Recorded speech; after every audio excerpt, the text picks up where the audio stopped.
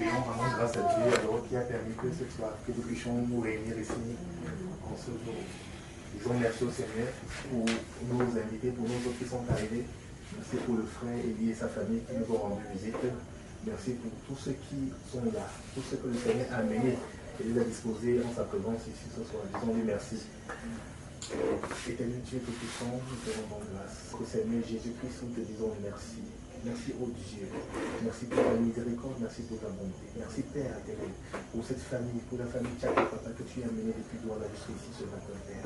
Merci pour cet agréable voyage passé en ta présence, Père. Merci parce que tu les as portés, Papa, de cette ville, Papa, jusqu'à cette autre ville. Merci Seigneur pour cette autre famille. Merci Seigneur parce que nous sommes honorés, Papa, de les recevoir, Papa, dans cette famille. Nous te disons grandement merci. Merci au Dieu parce que tu nous donnes de nous rassembler encore ici ce soir. Pour ce partage, Papa, que nous avons pu avoir, ce partage dans ta parole, Papa, où tu nous édifies, Seigneur Jésus-Christ. Oh Dieu, viens encore nous éclairer, Papa. Viens nous donner en ce moment d'avoir des cœurs simples, Père, des cœurs humbles, Papa, pour nous pouvoir recevoir ta parole. Éternel Dieu, ta parole est la vie, ta parole est la vérité, Papa. Viens nous enseigner les chemins, les sentiers de la vie, les sentiers. Merci, Éternel Dieu, Papa, de nous glorifier encore, Papa, en ce soir. Merci, Seigneur, de nous conduire. Conduis-nous encore, Père, dans ta parole en ce jour. Et que toute gloire, tout honneur, Papa, toute majesté te revienne à toi seul, dans tous les siècles et les siècles. Amen. Amen. Que le Seigneur vous bénisse. Que le Seigneur vous bénisse. Merci pour cet accueil chaleureux que nous vous avez réservé.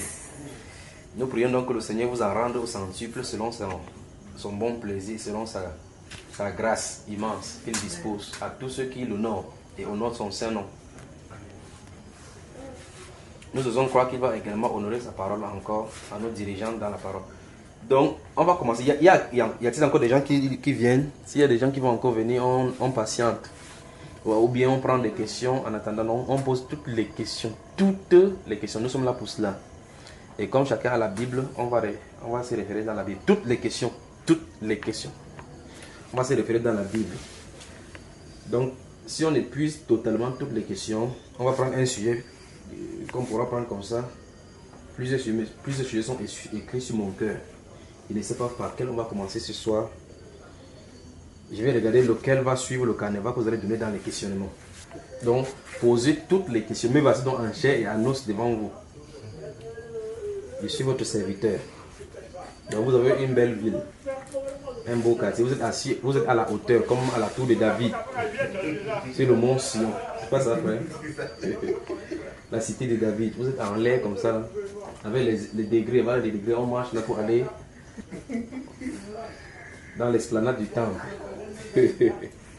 Donc j'attends les questions, mes frères, mes soeurs. Je suis à votre disposition maintenant. Je crois qu'il doit être plus de 19 heures, n'est-ce pas? Donc nous avons laissé Douala pour venir ici. C'est parce que le Seigneur est disposé. Mais tu n'es déjà. Donc dans ton assemblée, là, ce serait la fin, n'est-ce pas, monsieur? Donc j'ai eu à venir ici à Yaoundé plusieurs fois, mais pas passer dans ce quartier-ci, dans d'autres zones. Je suis de ce côté-ci pour vous aussi. Je suis pour vous. Si vous dites qu'il rentre demain matin, il rentre demain matin. J'ai une question. C'est quand j'ai prié tout à l'heure. Bon, je suis souvent ça, mais j'oublie de lui poser la question. Et même je suis ça ailleurs. Quand tu pries, dis toujours papa. Moi, quand je prie, je dis jamais papa. Je dis père. Moi, je ne sais pas d'où ça sort. Parce que. Papa, c'est vulgaire ça. Je me suis dit que papa, c'est le petit niveau. C'est humain. Père, c'est le haut niveau. Que dans nos prières, qu'on n'abaisse pas Dieu. On lui donne sa place. Exactement, c'est sa place. Tu as raison, frère, c'est père. On fait cette erreur-là parce que on a seulement hérité ça. Comme tu as dit que tu suis ça quelque part. Donc c'est père. Il n'y a pas papa. Bien que père, papa, c'est la latinisation du mot père, Abba. Quand on entend abbé, on dit mon Seigneur, le Père, le Pape, c'est le même mot en différentes langues traduit différemment. Mais on doit donner à la place de Dieu ce qui lui est réservé dans la Bible.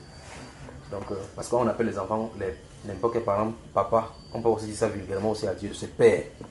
Quand on dit Père de façon solennelle, on sait qu'il n'y a qu'un seul Père. Donc tu as raison, frère.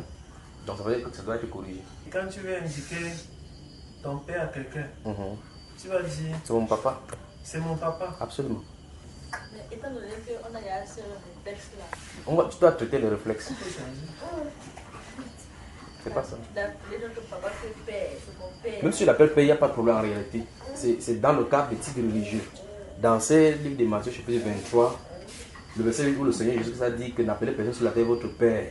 Il a parlé en termes de titres religieux. C'est en termes de titres religieux. C'est-à-dire que, comme par exemple les catholiques disent que le père tel. Quand on l'appelle là-bas, ce n'est pas père en tant que quelqu'un engendré, mais en tant que titre religieux, c'est dangereux. Puisque dans la Bible, on voit effectivement que le père de l'enfant est venu, quand Jésus est descendu dans la montagne, dans Matthieu chapitre 17, il a trouvé qu'un père avait amené son fils pour que les disciples prient pour lui, n'ont pas prié. L'enfant qui tombait épileptique là. On dit le père de l'enfant amena Jésus à l'enfant, il a dit, il a appelé le père de l'enfant, il a posé la question combien, et puis quand l'enfant tombe, il est ainsi. Donc, en tant que père humain, c'est différent. Mais quand on prie, quand tu appelles quelqu'un père, c'est un peu quand tu dis mon Seigneur. Tu dis mon Seigneur en tant que titre religieux, c'est un danger. Mais pourtant, on voit effectivement comment on appelle les hommes dans la Bible mon Seigneur. Abraham, la femme d'Abraham l'appelait mon Seigneur. D'accord. Mais à l'instant, on dit ça à un être humain parce que par rapport à sa position religieuse, ça devient un danger parce que la personne doit prendre la place du Seigneur. Aujourd'hui, on entend les gens chanter qu'ils sont Rabia, Rabbi. D'autres disent qu'ils sont le vicaire, fils de Dieu. Ce sont des blasphèmes terribles. Mais si quelqu'un dit, voilà mon père, en réalité, il n'y a pas de problème. Mais si tu dis ça à un archevêque ou bien à un évêque ou à un prêtre, tu dis, voilà le père tel, ça devient un danger là. On peut dire mon père spirituel. Non, c'est encore plus dangereux encore. Et quand c'est dangereux? Ça, c'est pas biblique. Il n'y a pas de père spirituel. Le seul père spirituel, c'est le Seigneur. C'est le père qui nous a engendrés. C'est lui qui te conduit dans la foi. Non. Parce que Dieu peut utiliser le papier pour te conduire dans la foi. Le papier sera ton père spirituel alors. C'est-à-dire que tu peux lire une brochure, ça te conduit dans la foi. Est-ce que la brochure sera ton père spirituel? Si tu suis la radio et une voix que la personne est morte depuis, tu suis une émission à la radio qu'on a rediffusée, cette voix te conduit au Seigneur. Est-ce que la voix là sera ton père spirituel? Donc, dans Jacques chapitre 1, verset 18, la Bible déclare que le Dieu qui au ciel nous a engendrés selon sa volonté, par la parole de vérité. C'est lui qui a engendré tous ceux qui nous sommes là. Dans ces cas-là, c'est pour ça qu'en Christ, normalement, on est tous frères. Si ce n'était pas comme ça, c'est que Dieu serait grand-père. Et Dieu aurait le petit-fils. Vous voyez que quand on est en Christ, nous tous comme ça, nous sommes frères. Ce qui fait que nous avons un même père. Et nous sommes seulement frères. Si quelqu'un est en dehors de ce père, il y a notre père, Dieu serait grand-père. Avec les arrêts petits-fils. Donc c'est pas comme ça. Ce sont des terminologies, ce sont des choses qu'on a ajoutées tout simplement dans le langage biblique au courant des siècles de l'Église. Il va falloir qu'on ne fasse seulement de notre vocabulaire. Eh bien, ouais, ça va aller un peu doucement. Si on savait ça devait commencer comme ça, on venait déjà avec peut-être les questions. C'est pour ça que ça peut aller un peu doucement. Lentement. Ok. Si vous voulez, le problème c'est que si je mets le pied sur l'accélérateur, je touche un verset seulement dans la Bible, ça risque de nous entraîner dans tous les sens. Mais si vous voulez, on arrive, mais à tout moment, vous pouvez m'interrompre s'il y a quelque chose à faire. Moi, je crois que c'est mieux. On avance comme ça. Oui. On avance comme ça, on peut commencer quelque part. Donc, commencer dans un verset biblique alors. Prenons Jean au chapitre 7. Jean, hein? Jean chapitre 7. Jean chapitre 7. Père, merci pour tout ce que tu fais pour nous. Merci parce que c'est toi qui nous instruis dans ta parole. Tu as dit ta parole est une lampe à nos pieds, une lumière sur notre sentier. Puisses-tu nous guider ce soir encore dans cette parole par ton esprit au nom de Jésus-Christ. Amen. Jean chapitre 7. Nous allons lire et puis le Saint-Esprit nous donner un sujet pour nous. Mais quand je dis poser des questions, vous ne posez pas de questions. J'ai beaucoup de questions. J'ai comme l'impression que j'ai des tonnes de questions sur le cœur. Par exemple, si je pose la question, vous pensez quoi de la Bible? Oui, je pose la question, qui sommes-nous pour parler même de la Bible?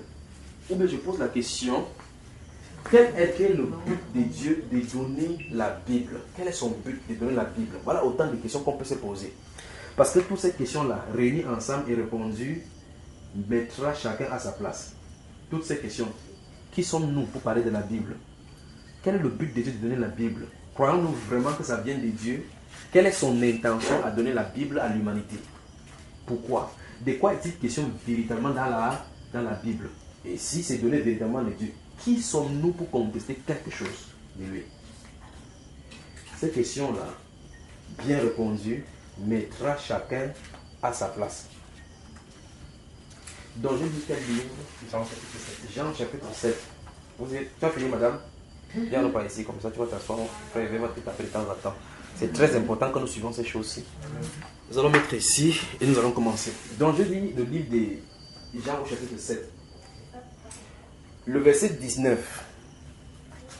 Le verset 19 dit: Moïse vous a donné la loi et aucun de vous ne respecte la loi. C'est ça, n'est-ce pas? Oui. Le verset 19 de Jean chapitre 7. Maman, vérifie que c'est ça qui est écrit. C'est ça qui est écrit. Dans Jean chapitre 7. Moïse vous a donné. Moïse ne vous a pas donné la loi. Et aucun Et nul de vous n'observe la loi. la loi. Il y a un problème. Qui parle dans ces versets-là? Le Seigneur Jésus. Je vais être sûr que chacun de nous voit ce qui est écrit dans la parole, parce qu'on va partir de là. Bonsoir, maman. On peut avancer? Donc, dans ces Jean chapitre 7, c'est le Seigneur Jésus qui en est causé. J'aimerais que nous regardions les circonstances de sa causerie et que nous vérifions à qui il s'adresse. Et puis, on va entrer dans un sujet ce soir. Qui sont ceux qui se trouvent devant le Seigneur? Dans ces Jean chapitre 7, vous pouvez lire depuis le Jean chapitre 5, ça va depuis là. Oui, là, nous causons avec les gens. Qui sont ceux à qui le Seigneur Jésus Moïse vous a donné la loi et nul de vous n'observe la loi? Ils sont mis en présence des Juifs. Je veux que vous me retrouviez parce qu'il faut que j'avance sur un terrain où on se comprend. Je veux que vous regardez le verset chapitre 7 là. J'ai pris le verset 19. Donc remontez sur ce que vous repérez à qui il a de s'adresser. Parce que sûrement on va lui poser des questions. Il va sûrement dire quelque chose et on va repérer les gens de qui il est question. Le frère de Jésus. Il y a plusieurs groupes là-bas. C'est pour ça que. Les Juifs aussi. Oui. Il y a plusieurs groupes là-bas. On dit que le frère de Jésus ne croyait même pas en lui. Il y a plusieurs personnes parce qu'il y a plusieurs groupes là-bas. Nous on parle des Juifs. Des Juifs, oui. Verset 11, oui. Après le verset 19, même continuez, vous regardez parce que vous voyez tous les groupes de qui on parle.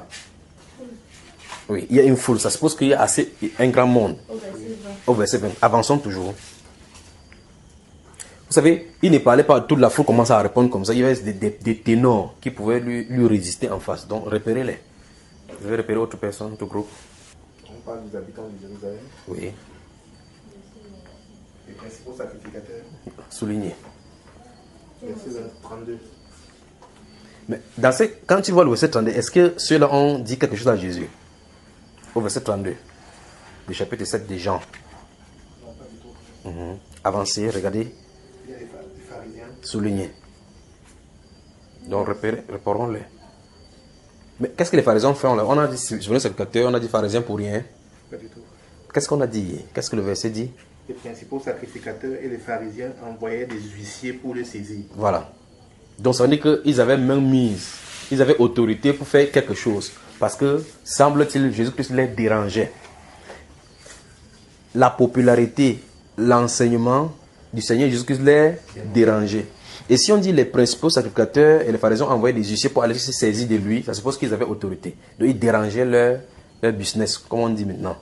Alors, le Seigneur Jésus dit dans ces Jean chapitre 7, verset 19, que Moïse vous a donné la loi et aucun de vous ne respecte la loi. Donc, on ne met pas en pratique la loi que Dieu a donnée.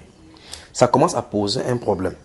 D'abord, je vais vraiment aller doucement. Dieu fonctionne dans la révélation de façon progressive.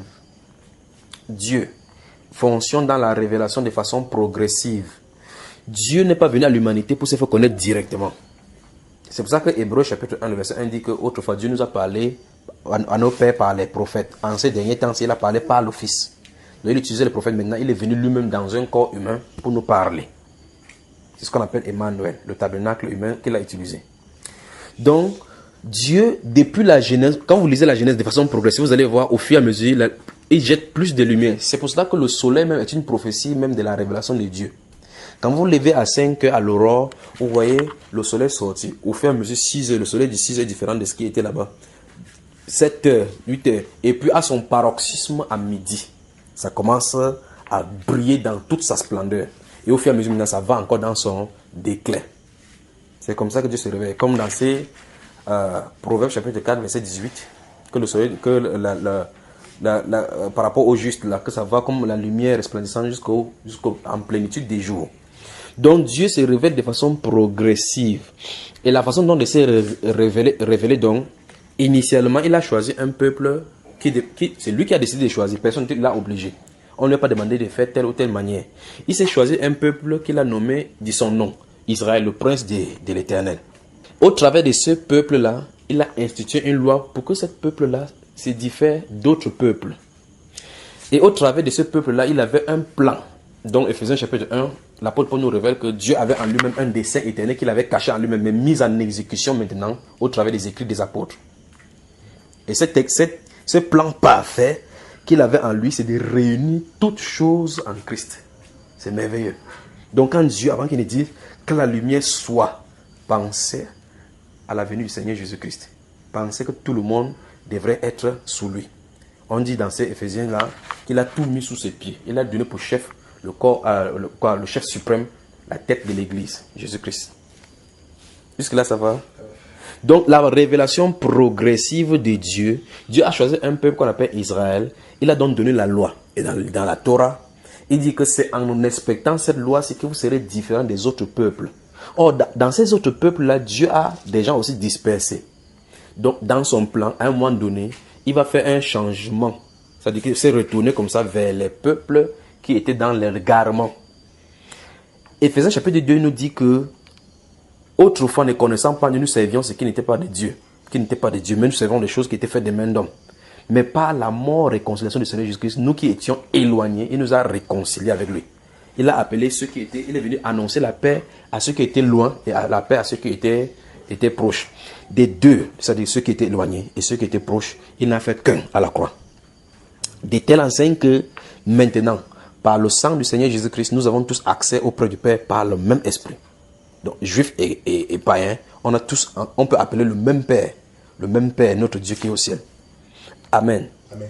Donc, quand Dieu a donc donné au peuple juif, c'est comme si, dans tout le monde entier, comme le globe terrestre, il s'occupait seulement, je sens de parler de la révélation progressive de Dieu pour aller quelque part. C'est comme s'il s'occupait seulement d'Israël. C'est que s'il y avait Camerounais, Égyptiens, ce qu'ils faisaient ne l'intéressait pas, parce qu'ils servaient d'autres dieux. Mais Dieu était au courant de cela, c'est son plan de révélation. Il peut se révéler à n'importe qui, lui parler n'importe quoi, à n'importe quand, donner par les rêves. Il peut changer le cœur de n'importe qui. Mais dans son dessein éternel, il a une façon d'agir, un plan, la façon qu'il se montre. Et ça va de façon progressive. Et non seulement ça va de façon progressive, ça marche selon son horloge à lui, son temps à lui et sa dispensation. Les choses qu'il a programmées doivent arriver comme lui l'a programmé. C'est pour ça que si on sur la terre, on se bat n'importe comment, on crie que pourquoi tant de mal, Dieu est où? Ça ne sert absolument à rien. Il fera comme il a dit, quand il l'a dit, comme il a dit. Amen. Amen. Alors donc, Dieu donc choisit des Juifs, il leur donne donc ce qu'on appelle la décalogue, les 10 commandements principalement. Dans la Torah, il y en a 613. Donc ça concernait la loi morale, la loi civile, la loi politique, la vie politique, même socio-économique, tout était réglé là-bas. Comment régler les affaires, les Juifs devraient l'avoir. Et il s'est donc choisi des gens qu'on appelle les sacrificateurs, dans un groupe, une tribu qui lui appartient. Cette tribu-là, c'est la tribu de Lévite. Et au milieu de la tribu de Lévite, il a choisi une race là-bas, une descendance, la descendance d'Aaron, d'où les souverains sacrificateurs devaient sortir. Les sacrificateurs devaient sortir là-bas. Jusque-là, ça se comprend. Il va doucement. Et parmi donc le peuple de Lévite, ce sont eux qui étaient dans le sanctuaire. Quand Dieu a amené Moïse sur la montagne pour lui montrer les choses qu'il devait faire, on lui a montré en vision sur un écran ce qu'il devait réaliser sur la terre. On lui a dit, elles sont des faits d'après le modèle qui t'a été montré. Donc Moïse a fait des choses qui étaient sur la terre en type de représentation exacte de ce qui s'est passé en haut. Et donc, ces choses dont la Bible écrit, quand Moïse a écrit que les Juifs devaient faire sur la terre, ça annonçait un style d'adoration qui se passe en haut. Dieu voudrait que ce qui est en haut soit comme ce qui est en bas. Comme Jésus a dit dans cette prière-là, que ta volonté soit faite dans le ciel. Comment? Oui. Absolument. Quand il fait d'après le modèle, qui t'a été montré. Moïse, oui. C'est Dieu qui dit à Moïse. Et nous, quand on se met dans ça, ça nous concerne aussi. C'est pour ça que je sens d'arriver. J'arrive doucement là. Donc je sens d'arriver doucement dans cette zone-là. Parce qu'il prend d'abord du côté de Moïse. Puis on va se tourner maintenant pour voir ce qu'il en est. C'est pour ça qu'il parlait de la révélation progressive du Seigneur. Donc, pour les Juifs, Dieu a montré un style. Un temple lui a été montré. Un tabernacle lui a été montré comment ça devrait être fait. Comment le lieu des ablutions devait se passer, les cuves des reins, le sacrifice d'agneau, comment les choses devaient se passer. Tout a été montré. Les draps, les forts, les choses tissées, tout a été montré, bien régularisé. Alors, Quand Dieu a dit cela à Moïse, Moïse a fait, la Bible déclare plus de 20 fois dans la Bible, Moïse fit tout d'après l'ordre de l'Éternel. Dans Hébreu également, on répète cela, d'après qu'il fut divinement averti, est soin de faire d'après l'ordre, d'après ce qui t'a été montré. Moïse l'a fait. Mais dans la Bible nous enseigne donc que ces choses là que Moïse a fait sous la loi étaient de l'ombre de ce qui devait venir. Donc ça veut dire que tous les aspects maintenant dans le Nouveau Testament qu'on peut voir dans la réalité, il y a donc l'ombre de ça dans l'Ancien Testament. Maintenant, Jésus-Christ vient à la scène. Or, tout ce qui est écrit dans l'Ancien Testament, le culte, le lieu saint, le lieu très saint, ainsi de suite, qui était mis là-bas, la façon de s'approcher de Dieu, montrait un style d'adoration qui va venir, la façon de se présenter devant le Seigneur. Et le souverain sacrificateur voudrait montrer maintenant qu'il faut qu'il y ait un intercesseur entre le peuple et Dieu. Et Jésus-Christ était un type de ces sacrificateurs-là, par excellence. Alors, Dieu a donc fait ces choses-là. Au milieu de cela, il y a des prophéties dans la Bible. Dans l'une des prophéties, dans Deutéronome chapitre 18, au verset 18, Dieu a répondu à leurs questions qu'ils ont dit. Si vous lisez votre livre dans Exode chapitre 19, Exode chapitre 20, quand Dieu est venu, il a commencé à parler à haute voix sur la montagne. Les Juifs ont demandé à Moïse que Dieu se taise, qu'il ne parle plus pour que ce soit toi qui parles, de peur que nous mourions. Dieu n'a pas répondu. Plusieurs années plus tard, il a répondu dans Deutéronome chapitre 18, en disant que Dieu, le Seigneur, votre Dieu, vous suscitera un prophète comme moi du milieu de vos frères. Il parle. Toute personne qui n'écoutera pas ce prophète-là sera punie de mort. Il répond ainsi à la demande que tu lui fis à Horeb. Donc le jour où vous avez dit à Dieu que ne parle pas pour que Moïse, dit à Moïse que Moïse nous dit, on va entendre, ne parle pas directement. Et Dieu dit là encore, la question que vous m'avez posée la dernière fois, en disant qu'il faut que tu te tais, tu parles par Moïse. Voici ça que j'en ai donné. Je vais susciter du milieu de vous un prophète comme Moïse, et au travers de lui, je vais parler. Jésus donc va dire, si vous croyez Moïse, vous croiriez aussi en moi. Dans le livre de Jean chapitre 5, parce que Moïse a écrit à mon sujet. Ça veut dire que les Juifs avaient dans la loi quelque chose qui parlait de lui, mais ils n'ont pas su qu'il était au milieu d'eux. Donc on voit effectivement que Dieu s'est révélé au fur et à mesure, depuis la Torah, que quelque chose devait être fait sur la terre. Jésus-Christ est né exactement comme Michée chapitre 5 le dit. La Bible déclare qu'il est né à Ephrata, à Bethléem. C'est écrit là-bas. Le jour qu'il est né, on a demandé au marche. Hérode a pris les scribes. Est-ce en Ephrata, Bethléem qui devait naître? Il dit oui, parce que c'est ce qu'a dit le prophète. Et toi, Bethléem, Ephrata, tu n'es pas certes le moindre de la terre de Judée. De toi sortira un chef qui pètera Israël, mon peuple. C'est écrit. Ils ont lu cela. Après, ils se sont tués. Il est né là-bas, il grandissait en sagesse. Un de ces jours s'est présenté là-bas, il dit, repentez-vous, le royaume de Dieu est proche. Il dit, qu'est-ce qu'il sort? Il sort d'où? Alors qu'il y a ça 30 ans, toute la ville était bouleversée. Donc il était au milieu d'eux pour accomplir ce qui était écrit. Je ne parle pas de la révélation progressive de Dieu parce qu'ils sont allés quelque part. Alors, Jésus se tient donc au milieu des Juifs en pleine fête des tabernacles. En pleine fête des tabernacles. Initialement, même ses propres frères ne croyaient pas en lui. Au verset 4 de Jean chapitre 7, les frères lui ont dit, monte à la fête. Non, comme tu bavardes ici là, que tu es le fils de Dieu, tu es qu'on voit là. Va à la fête, on voit. Parce que si quelqu'un veut faire quelque chose de mauvais, de bien, il ne se cache pas dans la maison pour qu'on voit. Va pour que les disciples croient en toi. Il a dit, vous montez, mon heure n'est pas encore arrivée. Parce que cette fête durerait 8 jours.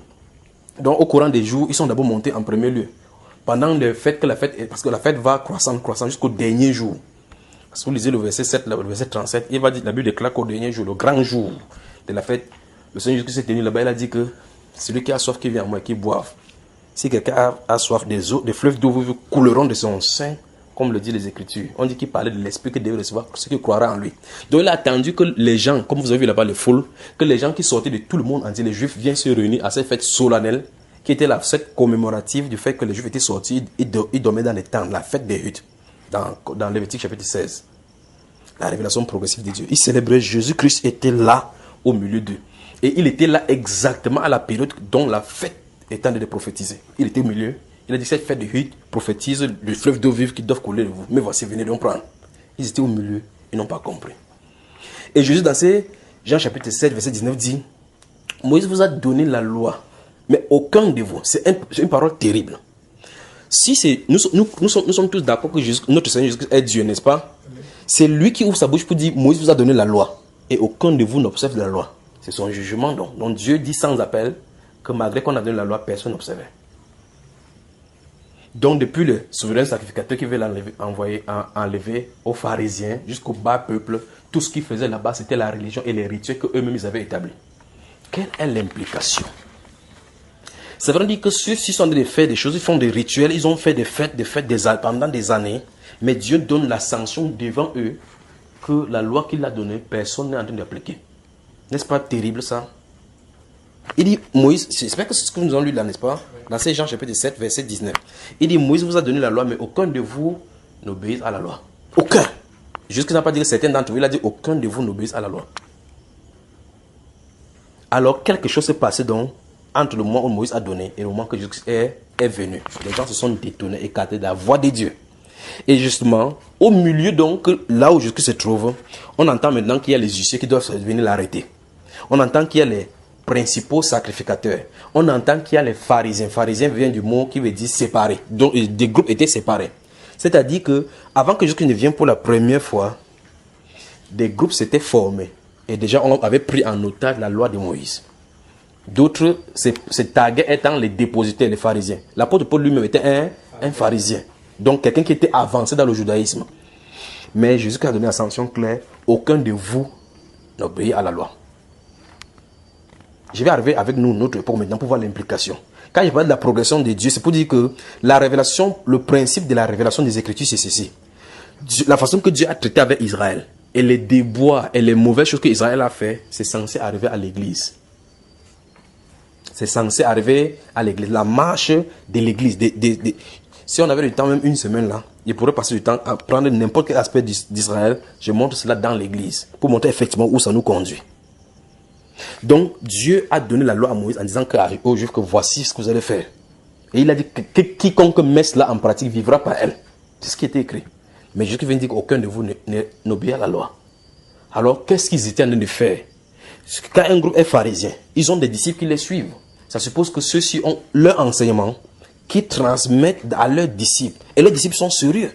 Et ils croient qu'ils sont de suivre le Seigneur. Et le Seigneur donne la sanction. Aucun de vous n'observe la parole. Ça, maintenant, si on transporte à l'église, je pourrais aller depuis la naissance de l'église là et voir jusqu'où on en est aujourd'hui. Et poser la question, si le Seigneur Jésus-Christ qui va venir chercher cette église sans tache, ni ride, ni rien de semblable, c'est pointeux aujourd'hui, qui prendra-t-il?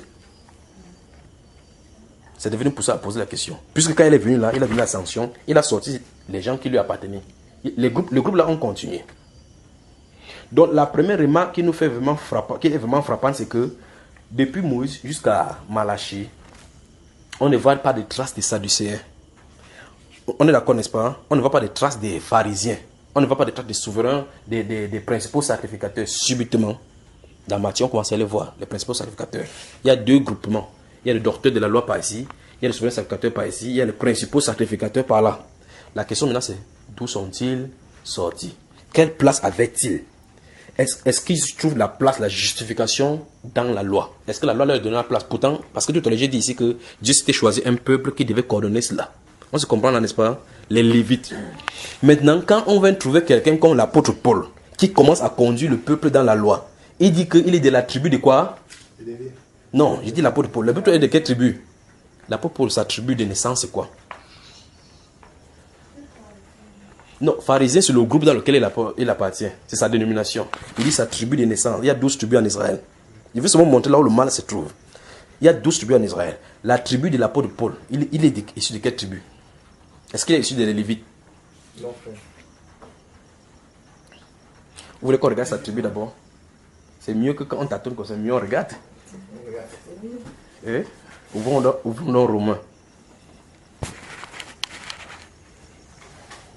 Romains. C'est mieux. Vérifions d'abord et puis on avance. J'espère que vous allez voir exactement doucement comment je vais doucement, n'est-ce pas? Romains au chapitre 10 bien d'abord. Donc, le verset 1 dit, frère, le vœu de mon cœur et ma prière à Dieu pour eux, c'est qu'ils soient sauvés. Je leur rends le témoignage qu'ils ont du zèle pour Dieu, mais sans... Vous avez moi? Romains chapitre 10. Je leur rends le témoignage qu'ils ont du zèle pour Dieu. Frère, veut continuer? Mais sans intelligence. Oui. Ne connaissant pas la justice de Dieu, et cherchant à établir leur propre justice, ils ne se sont pas soumis à la justice de Dieu. Oui. Car Christ est la fin de la loi pour la justification de tous ceux qui croient. En effet, Moïse définit ainsi la justice qui vient de la loi. Stop. Chapitre 11, verset 1. Je dis donc, Dieu a-t-il rejeté son peuple? Loin de là. Oui. Car moi aussi je suis israélite. Qui parle? L'apôtre Paul. Vous êtes d'accord? C'est l'apôtre Paul qui continue à parler là, n'est-ce pas? Il dit, je suis aussi... Il veut seulement dire que si réellement Dieu a rejeté son peuple, c'est que lui-même il est inclus. Avançons. De la postérité d'Abraham, Oui. de la tribu de Benjamin. Donc il a identifié dans quelle tribu il se trouve. L'apôtre Paul donc était de quelle tribu? La question que je pose dès le départ, c'est ceci. Dans l'alliance que Dieu a donnée, quelle tribu devait servir au temple? On est d'accord, papa? On est d'accord que ce sont les Lévites qui devaient se trouver là-bas. D'où vient-il qu'un benjamite vient à être un grand docteur pour diriger le peuple? D'où vient-il? D'où vient-il que Gamaliel puisse être un grand docteur, Nicodème puisse être un grand docteur alors qu'ils ne sont pas lévites pour diriger le peuple? Alors que Malachie chapitre 2 dit clairement que son alliance était avec Lévite. Vous savez ce que j'avais dit, n'est-ce pas? Ça veut dire qu'il y a une classe qui a pris en otage la loi du Seigneur. Pris en otage la loi du Seigneur, et c'est eux qui dirigeaient d'après maintenant leur propre rituel. Alors, les gros se sont levés. Il y a donc eu les pharisiens, les hellénistes, les Hérodiens, les sadducéens. On peut les voir dans la Bible. Chaque fois, ils vont venir confronter jusqu'à avec les questions. Ils confrontent comme ça l'auteur même de la parole. Jusqu'à ce dit donc, dans ces Jean chapitre 7, verset 19, Moïse vous a donné la loi, mais aucun de vous ne respecte la loi. Aucun de vous ne met la loi en pratique. Voilà donc les dérives. L'apôtre Paul dit que lui-même, il est Israël, postérité d'Abraham, de la tribu de Benjamin, mais il dit qu'il est pharisien, fils des pharisiens. Donc même son père était comme ça. Alors la question que je pose, d'où détenaient-ils leur autant, leur autorisation, leur autorité pour pouvoir annoncer l'écriture, pour pouvoir devenir les enseignants, alors que les Benjamites n'étaient... Il n'y a que 2 tribus où la loi est censée venir. Parce que Dieu dit que clairement que le Shiloh va venir de Juda. C'est ce qu'il a dit. Donc Jésus, le Messie, devait descendre de la tribu de Juda. C'est ce qui est écrit. En attendant, la loi, les déposités de la loi étaient des Lévites qui devaient conduire le peuple jusqu'à ce que vienne le Messie. J'espère que vous voyez la gravité. Vous voyez la gravité, frère? Donc Dieu a dit quelque chose. Les êtres humains sont sur la terre en effet autre chose. Et bien plus, Dieu lui-même vient dans la vie, il veut attraper Dieu avec leur propre loi. Ainsi, ils vont à chaque fois donc confronter le Seigneur Jésus-Christ en voulant l'attraper par sa propre parole. Et Jésus-Christ va dire que vous sondez les Écritures, croyez avoir en elle la vie, c'est elle qui rend témoignage de moi. Donc s'il lisait les Écritures de la bonne façon, il verrait clairement que le Messie est censé être là au milieu. C'est pour ça que même les disciples de Jean-Baptiste, quand Jean-Baptiste les a envoyés venir dire à Jésus-Christ, est-ce que tu es la personne qui devrait venir, ou bien devons-nous en attendre un autre? Il a dit, va lui dire que les aveugles voient, les boiteux marchent, le royaume de Dieu est prêché. Pour lui demander en réalité qu'est-ce qui est censé se passer en cette période si je suis là. Qu'est-ce qui est normalement, si celui-là est dans la scène, qu'est-ce qui est censé se passer? Ésaïe 35 doit se réaliser. Alléluia. Amen. Cette révélation de Dieu progressivement nous conduit à un problème que toi et moi, nous tous, nous devons faire face là maintenant ce soir. Nous devons nous poser la question sérieusement. Le Nouveau Testament nous a été donné. Nous sommes sous la nouvelle alliance. Sommes-nous en train de marcher comme cette alliance réclame? On doit poser cette question. Puisque ici, le Seigneur Jésus-Christ dit aux Juifs qui étaient en son temps que Moïse vous a donné la loi, aucun de vous ne marche d'après cette loi. Donc nous devrons nous poser la question ce soir, si oui ou non, nous marchons d'après le Nouveau Testament. Quand je parle de marche, je ne parle pas de... C'est-à-dire que marcher dans le péché ou quoi que ce soit. Je vais dire par rapport au simple respect du canon tel que c'est donné. Si nous prenons un exemple de ce que le Seigneur est en train de dire, un exemple simple, puisque nous sommes dans Jean chapitre 7 là, n'est-ce pas? Prenons le chapitre 8 de Jean. Chapitre 8 de Jean, maintenant avançons au chapitre 8. À partir des premiers versets. Nous allons voir un exemple pour vous montrer effectivement que ces gens-ci étaient des gens qui tordaient vraiment les Écritures. C'est toi qui vas lire. Verset 1, qu'est-ce que ça dit? Jean chapitre 8, verset 1. Oui. Jésus se rendit à la montagne des Oliviers. Mais dès le matin, il alla de nouveau dans le temple. Oui. Et tout le peuple vint à lui. S'étant assis, il les enseignait. Oui. Alors les scribes et les pharisiens amenaient une femme surprise en adultère. Stoppons donc là-bas. Vous voyez, on a encore cité les groupes. Vous avez encore vu ça, n'est-ce pas? On dit les scribes et les pharisiens ont amené une femme surprise en adultère. Qu'est-ce qu'on dit, frère? Surprise en adultère. Maintenant, regarde-moi, je vais te poser une question. Une femme peut-elle commettre l'adultère étant seule? Comment on surprend quelqu'un à l'adultère? Ça veut dire qu'on l'a pris à l'acte. C'est ça, non? Comment se trouve seul au tribunal? C'est bizarre, pas vrai? Tout à l'heure, on a dit que la loi que Dieu avait donnée, leur avait donnée, régularisait les fonctionnements. On devait lapider les femmes qui font ceci, on devait faire telle chose, on devait mettre en quarantaine les gens qui ont peur de la lèpre, devait donner des tutoriels pour leur sacrificature. Le sacrificateur devait examiner si c'est la tâche de lèpre ou bien ce n'est que l'eczéma qui était sur eux, et puis on devait le mettre en quarantaine. Tout était régularisé, la loi morale, la loi officielle. Mais ici, la Bible déclare qu'il allait, le Seigneur qui allait prier, il est rentré, il était au temple, les pharisiens et les groupes. Le but ici, c'est pour le taxer que quelqu'un qui ne respecte pas la loi, un anarchiste. On amène une femme. Et dans leur propre propos, est trahi justement ce que le Seigneur a dit dans le chapitre 7, verset 19. Souvenez-vous de cette verset, c'est là où on a commencé. Moïse vous a donné la loi et aucun de vous ne respecte. Je vais prendre ce verset pour vous montrer effectivement que Moïse leur a donné quelque chose et ils ne respectaient pas cette chose-là. Donc ici, nous voyons donc qu'ils ils ont amené cette femme-là et c'est leur propos qui disent, nous avons surpris cette femme-ci en adultère. Continuons, frère. Et la plaçant au milieu du peuple, il dit à Jésus, Maître, cette femme a été surprise en flagrant délit d'adultère. Donc nous sommes d'accord vraiment qu'ils ont trouvé la femme en acte. Mais ils ont emmené seulement l'homme, et seulement la femme. Il dit Maître. Et remarquez comment on l'appelle. On l'appelle Maître parce que c'est un enseignant. On dit que cette femme a été surprise en flagrant délit. C'est quand même, ça me surprend. Je ne sais pas si ça vous fait quelque chose, mais une femme est amenée devant Jésus. On dit clairement que cette femme a été surprise en flagrant délit. Quand on dit flagrant délit, on est arrêté sur les faits. Or, une femme ne commet pas adultère seule. Elle commet adultère avec quelqu'un. C'est ça, n'est-ce pas? Mais c'est elle qu'on amène. Où est parti l'homme? Avançons dans la lecture. Moïse, dans la loi, nous a ordonné de lapider de telles femmes. Stoppons.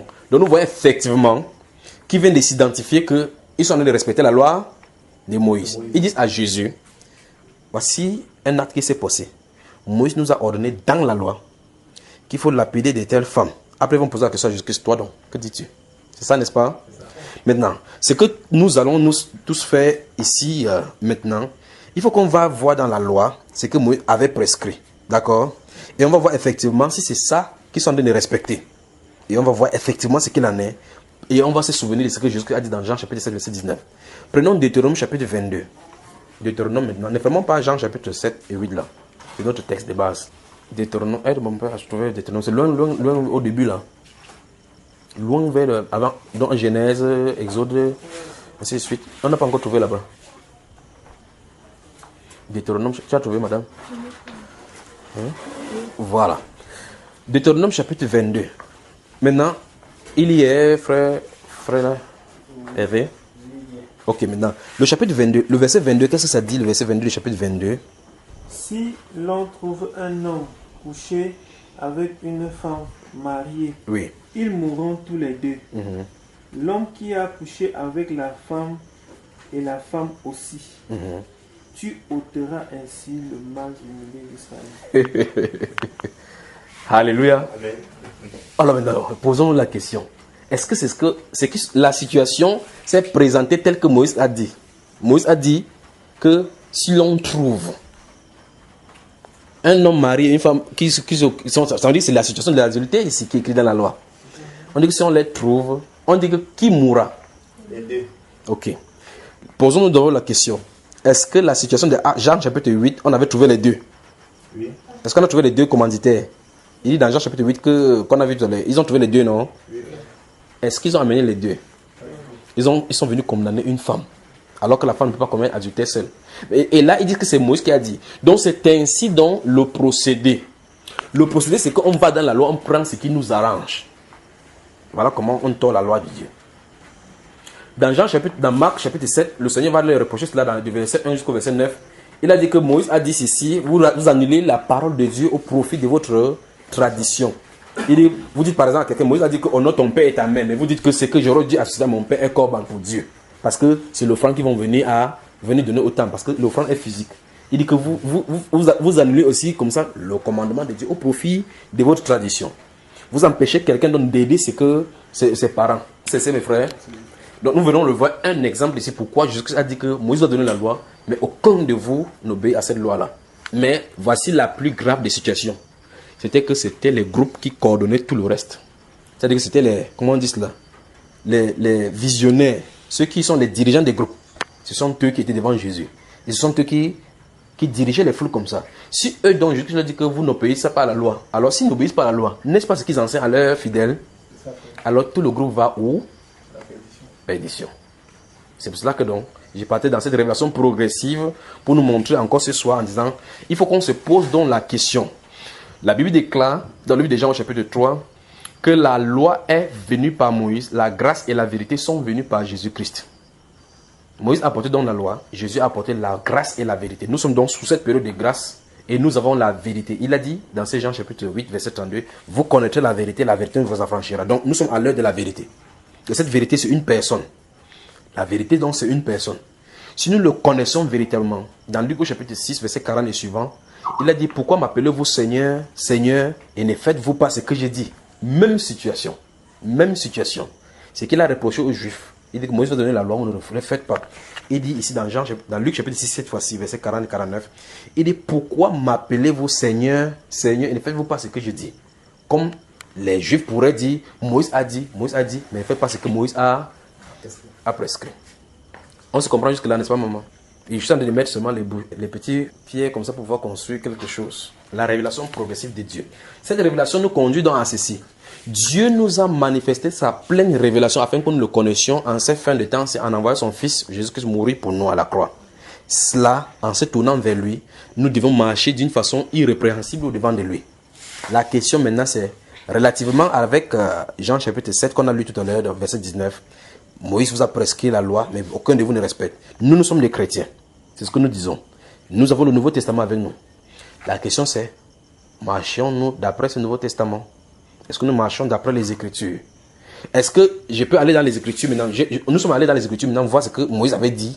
Et on a vu effectivement qu'eux ne marchent pas d'après cela.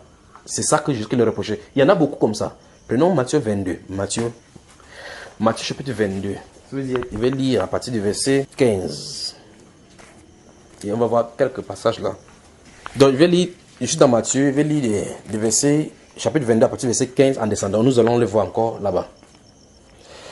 Alors les pharisiens, vous avez encore vu le groupe, vous avez vu le nom, n'est-ce pas? Oui. Alors les pharisiens, vous fermez les souligneurs, regardez-les seulement.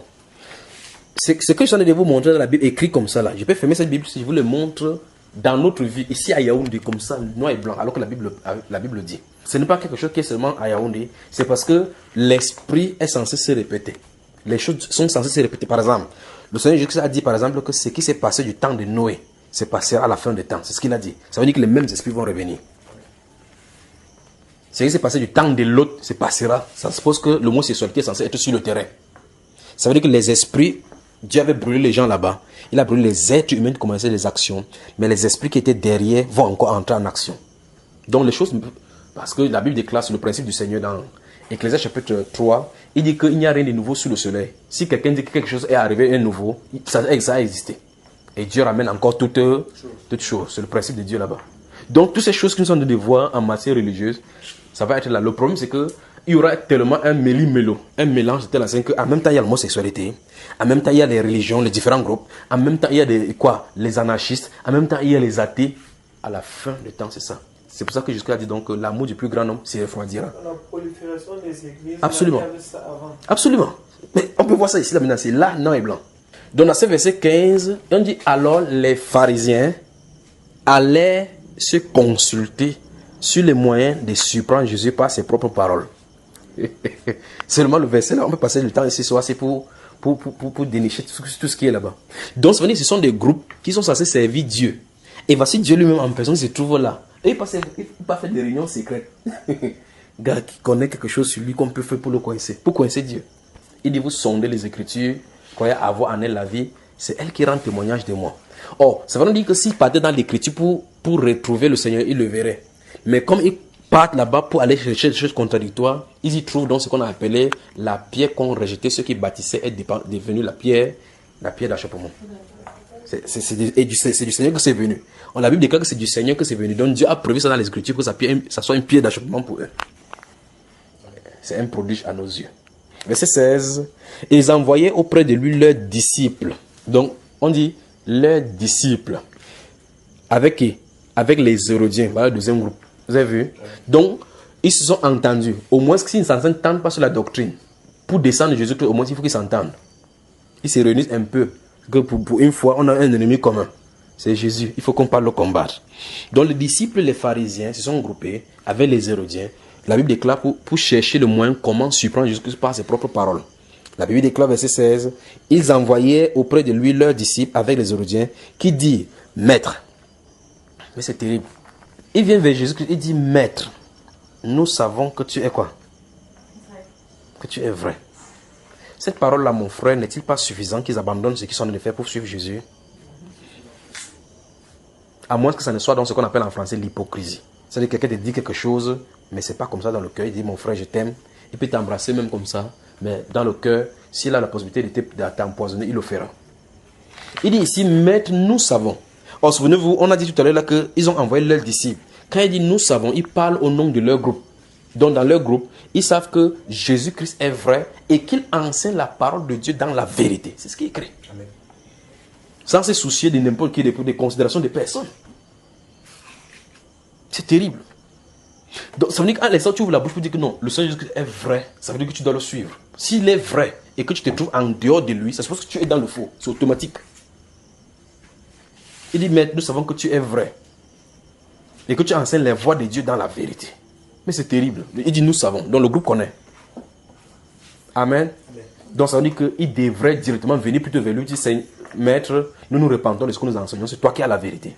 Nicodème était venu aussi dans Jean chapitre 3 dire la même chose. Il dit, Maître, nous savons que tu es un docteur venu de Dieu. S'il est venu de Dieu, pourquoi il reste dans les ténèbres? Il dit, nous savons. Nicodème là parle en tant que grand clergé, un membre du clergé. Donc, ça veut dire quand ils sont dans les réunions, ils se disent que Nicodème, vrai, le gars là, on bavage comme ça, là, mais vrai, il vient de Dieu. Mais personne ne peut venir dans la foule pour dire, parce que à cause de la popularité, la gloire de l'homme, on ne veut pas dire cela de Jésus. Parce qu'ils savent qu'en disant cela, leur foule va diminuer. Donc Jésus dit ici, il vient ici dire à Jésus, il dit, Maître, nous savons que tu es vrai et que tu enseignes la voie de Dieu selon la vérité sans t'inquiéter de personne, car tu ne regardes pas à l'apparence des hommes. Et ce témoignage-ci est vrai. Ça sort de leur bouche, mais est-ce que c'est vrai de leur cœur? Parce que c'est vrai de leur cœur, ils doivent venir au Seigneur. Verset 17, dis-nous donc ce qu'il t'en semble. Est-il permis ou non de payer le tribut à César? Donc ça veut dire qu'il veut le piéger. Pourtant ils savent qu'il sait Dieu dans la vérité.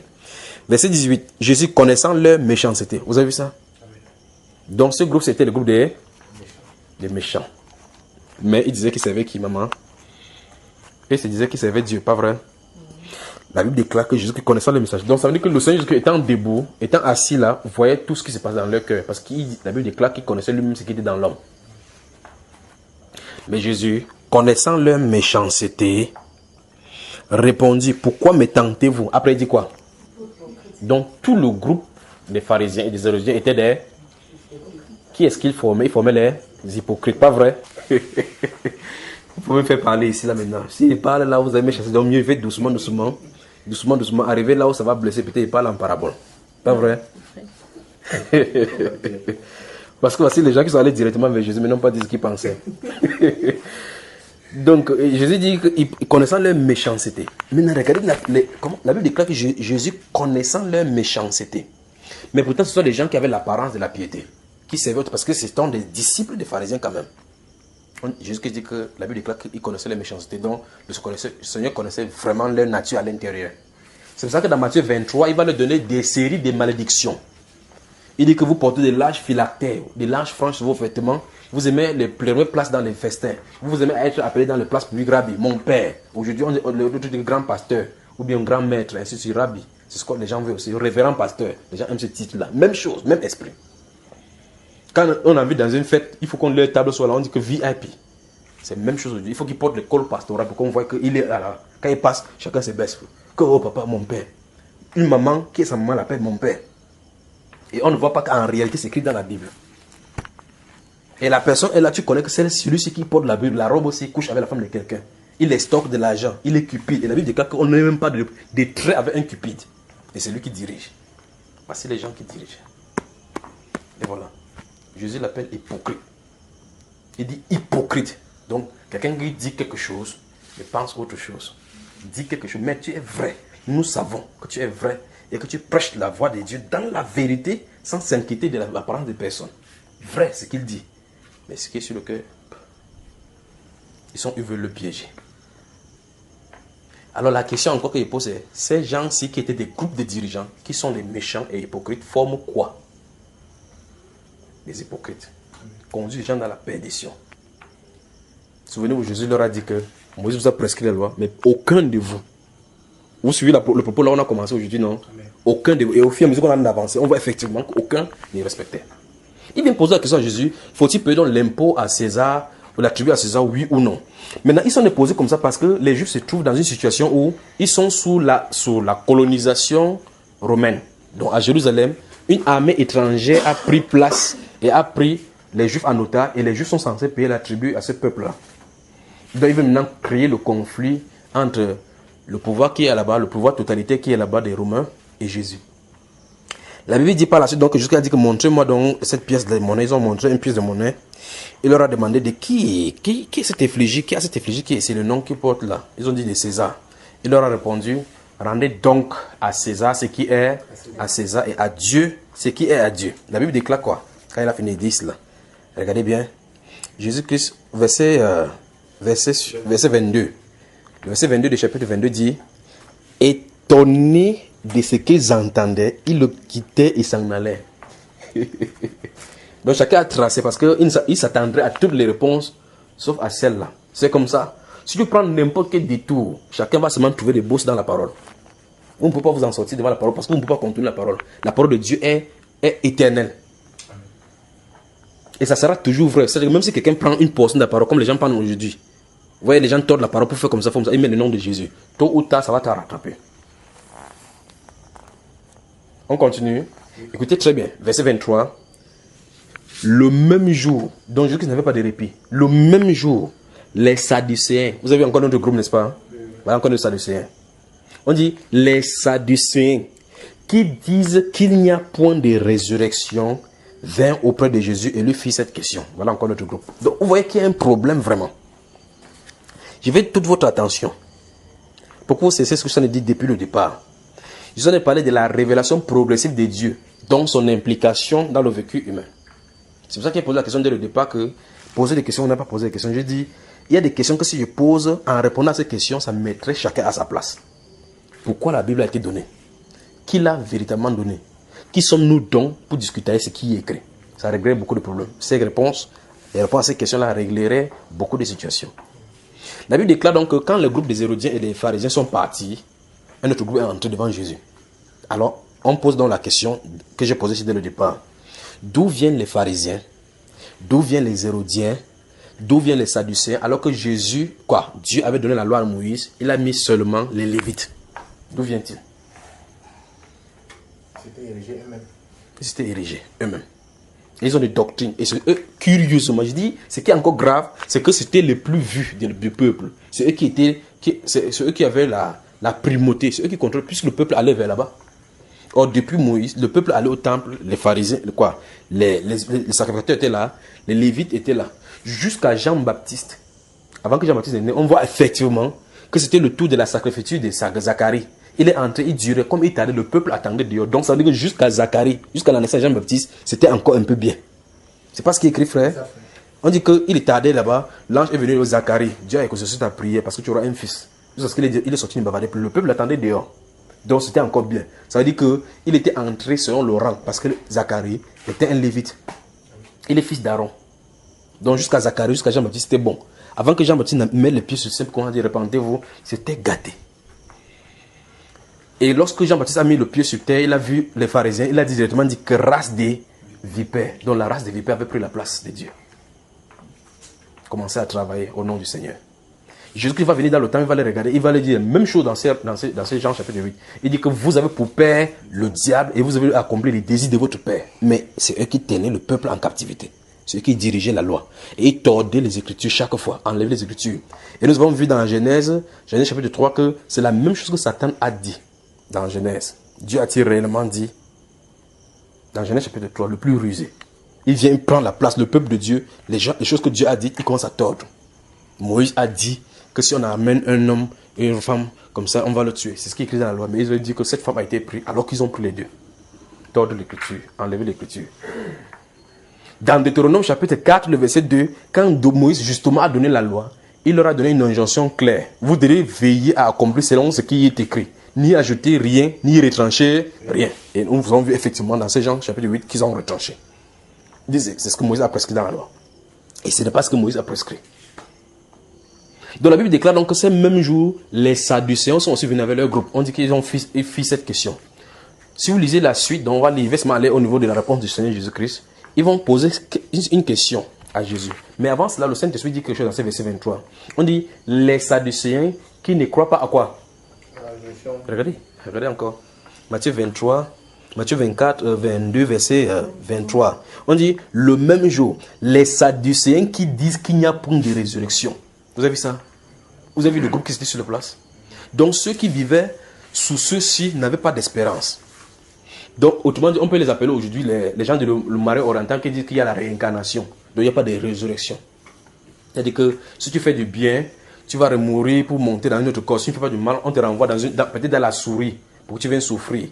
C'est pour ça que vous voyez en Inde, les gens souffrent, ils sont fiers. Parce qu'ils se disent que dans leur vie antérieure, ils ont eu des problèmes, ils ont été mauvais. C'est pour ça qu'ils sont en train de payer comme ça pour leur souffrance. Par conséquent, ils ne veulent pas sortir de la souffrance.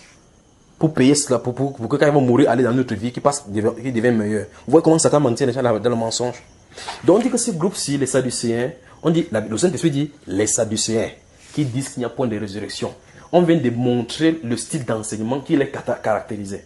Donc, il y avait les pharisiens ici qui croyaient à la résurrection et aux anges. Ceux-ci ne croyaient pas à la résurrection et aux anges. Et c'était dans le peuple juif à qui Dieu avait donné la loi qui est unique pour tous les juifs. D'où vient-il donc que plusieurs groupes se trouvaient avec des enseignements contradictoires. Vous entendez voir, pendant qu'il parle, est-ce que vous voyez et leur époque et notre époque maintenant?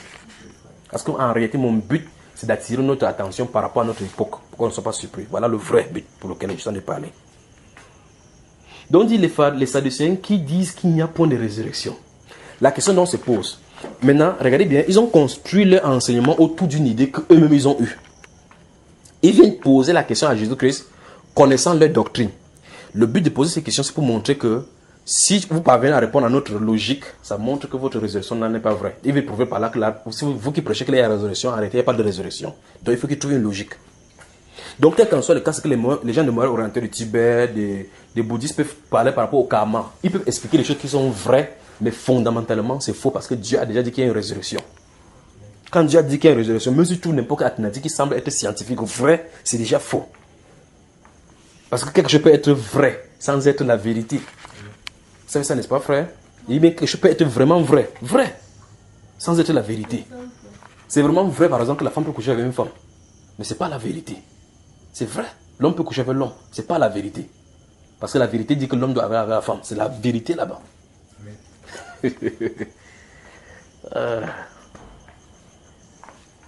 Vous me saisissez bien. Donc, la Bible déclare dans ce verset 23 de Matthieu 22 que les Sadducéens, ce même jour, les Sadducéens qui disent qu'il n'y a point de résurrection vinrent auprès de Jésus et lui fit cette question. Maître, ils vont commencer donc dans leur logique. Ils disent que dans la loi, et remarquez très bien, ils vont encore citer Jésus, ils vont encore citer Moïse. Regardez, continuons. Verset 24, vous avez vu? Regardez verset 24. Maître, Moïse a dit, si quelqu'un meurt sans enfant, son frère épouse sa veuve et suscitera une postérité à son frère. Je vais m'arrêter encore pour parler. Vous avez vu qu'ils ont commencé la prédication, c'était toujours Moïse, n'est-ce pas? Oui. Quelqu'un n'est pas venu créer une secte religieuse en parlant de Satan. Il sait que tout le monde va le fuir. Il faut qu'il soutienne ça avec des versets bibliques.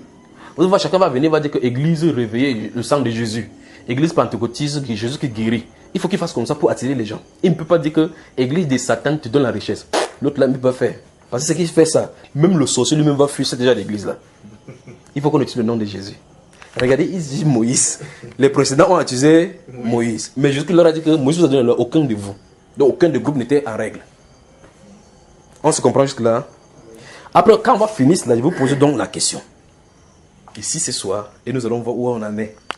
Donc il dit, maître, Moïse nous a dit dans la loi que si quelqu'un meurt sans donner de progéniture, il faut que son frère prenne la femme pour susciter une postérité à son frère, afin que son nom ne disparaisse pas d'Israël. Alors, maintenant, c'est cette tradition que les Bamilekés avaient un certain temps. On donnait la femme de son frère à la personne. Maintenant, c'était la tradition à outrance. Parce que la loi de Dieu disait que la condition pour qu'on donne à son frère, c'est que la femme n'ait pas eu d'enfant. Parce qu'on a dit que sans susciter de frères. Regardez bien. Maître, Moïse a dit si quelqu'un meurt sans enfant, Donc, il a épousé sa femme, il n'a pas encore d'enfant. C'est la condition pour qu'on puisse donner à son frère. Mais les Bamileke ont pris ça, ils ont dit que sans enfant, avant un enfant, on va là-bas. Vous voyez comment on prend la loi de Dieu. Je vous ai dit, c'est un même principe. Prendre ce qui nous intéresse. Quand Dieu dit quelque chose, il pense qu'il dit. Quand il a dit sans enfant, le but c'était qu'il ne faut pas que le nom paternel disparaisse d'Israël. Il fallait que la famille soit maintenue. Voilà le seul but. Alors on a utilisé cela comme tradition, on prend dans la loi, on prend cela. Mais quand Dieu dit que respecter ici, qu'on ne vit pas dans l'adultère, personne ne veut respecter l'autre là. Ah, cette parole, si vous te dites, c'est ma vie ici. C'est ma vie là. Alors ils vont commencer dans leur logique. Ils vont dire que, ok, au milieu de nous, il y avait un frère qui est mort, il avait une femme sans enfant. Le deuxième frère a pris. Lui aussi, il est mort sans enfant. Il l'a connu. Donc, ils ont couché ensemble. Il en est ainsi jusqu'au 7e. Après, ils vont poser la question. Regardez, allons directement à la question, au verset 26 et suivant. Regardez bien. Verset 26. Il en fut de même du second, puis du troisième, jusqu'au 7e. Après eux tous, la femme mourut aussi. Après, il pose maintenant la question. À la résurrection. Il veut dire quoi? Il a dit, vous dites qu'il y a la résurrection, non? C'est une situation qui se posait. À la résurrection, duquel donc la femme sera-t-elle épouse, puisque tous l'ont connue. Donc voici ce qui a conduit à la doctrine. Il n'y a pas de résurrection. Et c'est ça qu'ils enseignent depuis avant que ce qui ne vienne. Ça me fait mal. La question c'est, tous ceux qui ont cru à cela, où est-ce qu'ils vont se retrouver? Premier groupe, jusqu'à la tasse des méchants et d'hypocrites. Ici, voici notre groupe encore. Donc il pose la question. Voici la question qui se cache derrière. Puisque vous croyez à la résurrection, si c'est vrai, répondez à cette question. Quand les 7 vont sortir à la résurrection, quand vous dites qu'il y a la résurrection, il y aura 7 hommes ici, une femme ici. La femme ici sera l'homme de qui? Puisque tous sur la terre, c'était leur femme. Regardons la réponse du Seigneur Jésus. Oh, merveilleux Seigneur. Verset 29. Jésus-Christ leur répondit, vous êtes dans l'erreur. Vous avez vu ça? Qu'est-ce que ceci enseigne aux gens depuis? L'erreur. Hein, mon frère? Ce groupe-ci enseigne quoi depuis? L'erreur. Le maître souverain a répondu. Et ce maître souverain, le Seigneur Jésus-Christ a dit dans Jean chapitre 7, verset 19 qu'on a pour aujourd'hui, Moïse vous a donné la loi, aucun de vous ne respecte. C'est pas la preuve ici. Je peux aller dans la Bible comme ça, au fur et à mesure. On va passer 4 jours ici. Je vous les donne preuve à peu preuve que jusqu'à avait raison de leur dire qu'ils ne respectaient pas. Allez, voir ce que Moïse dit, venez voir ce qu'ils sont en train de pratiquer. Sans compter des sabbats.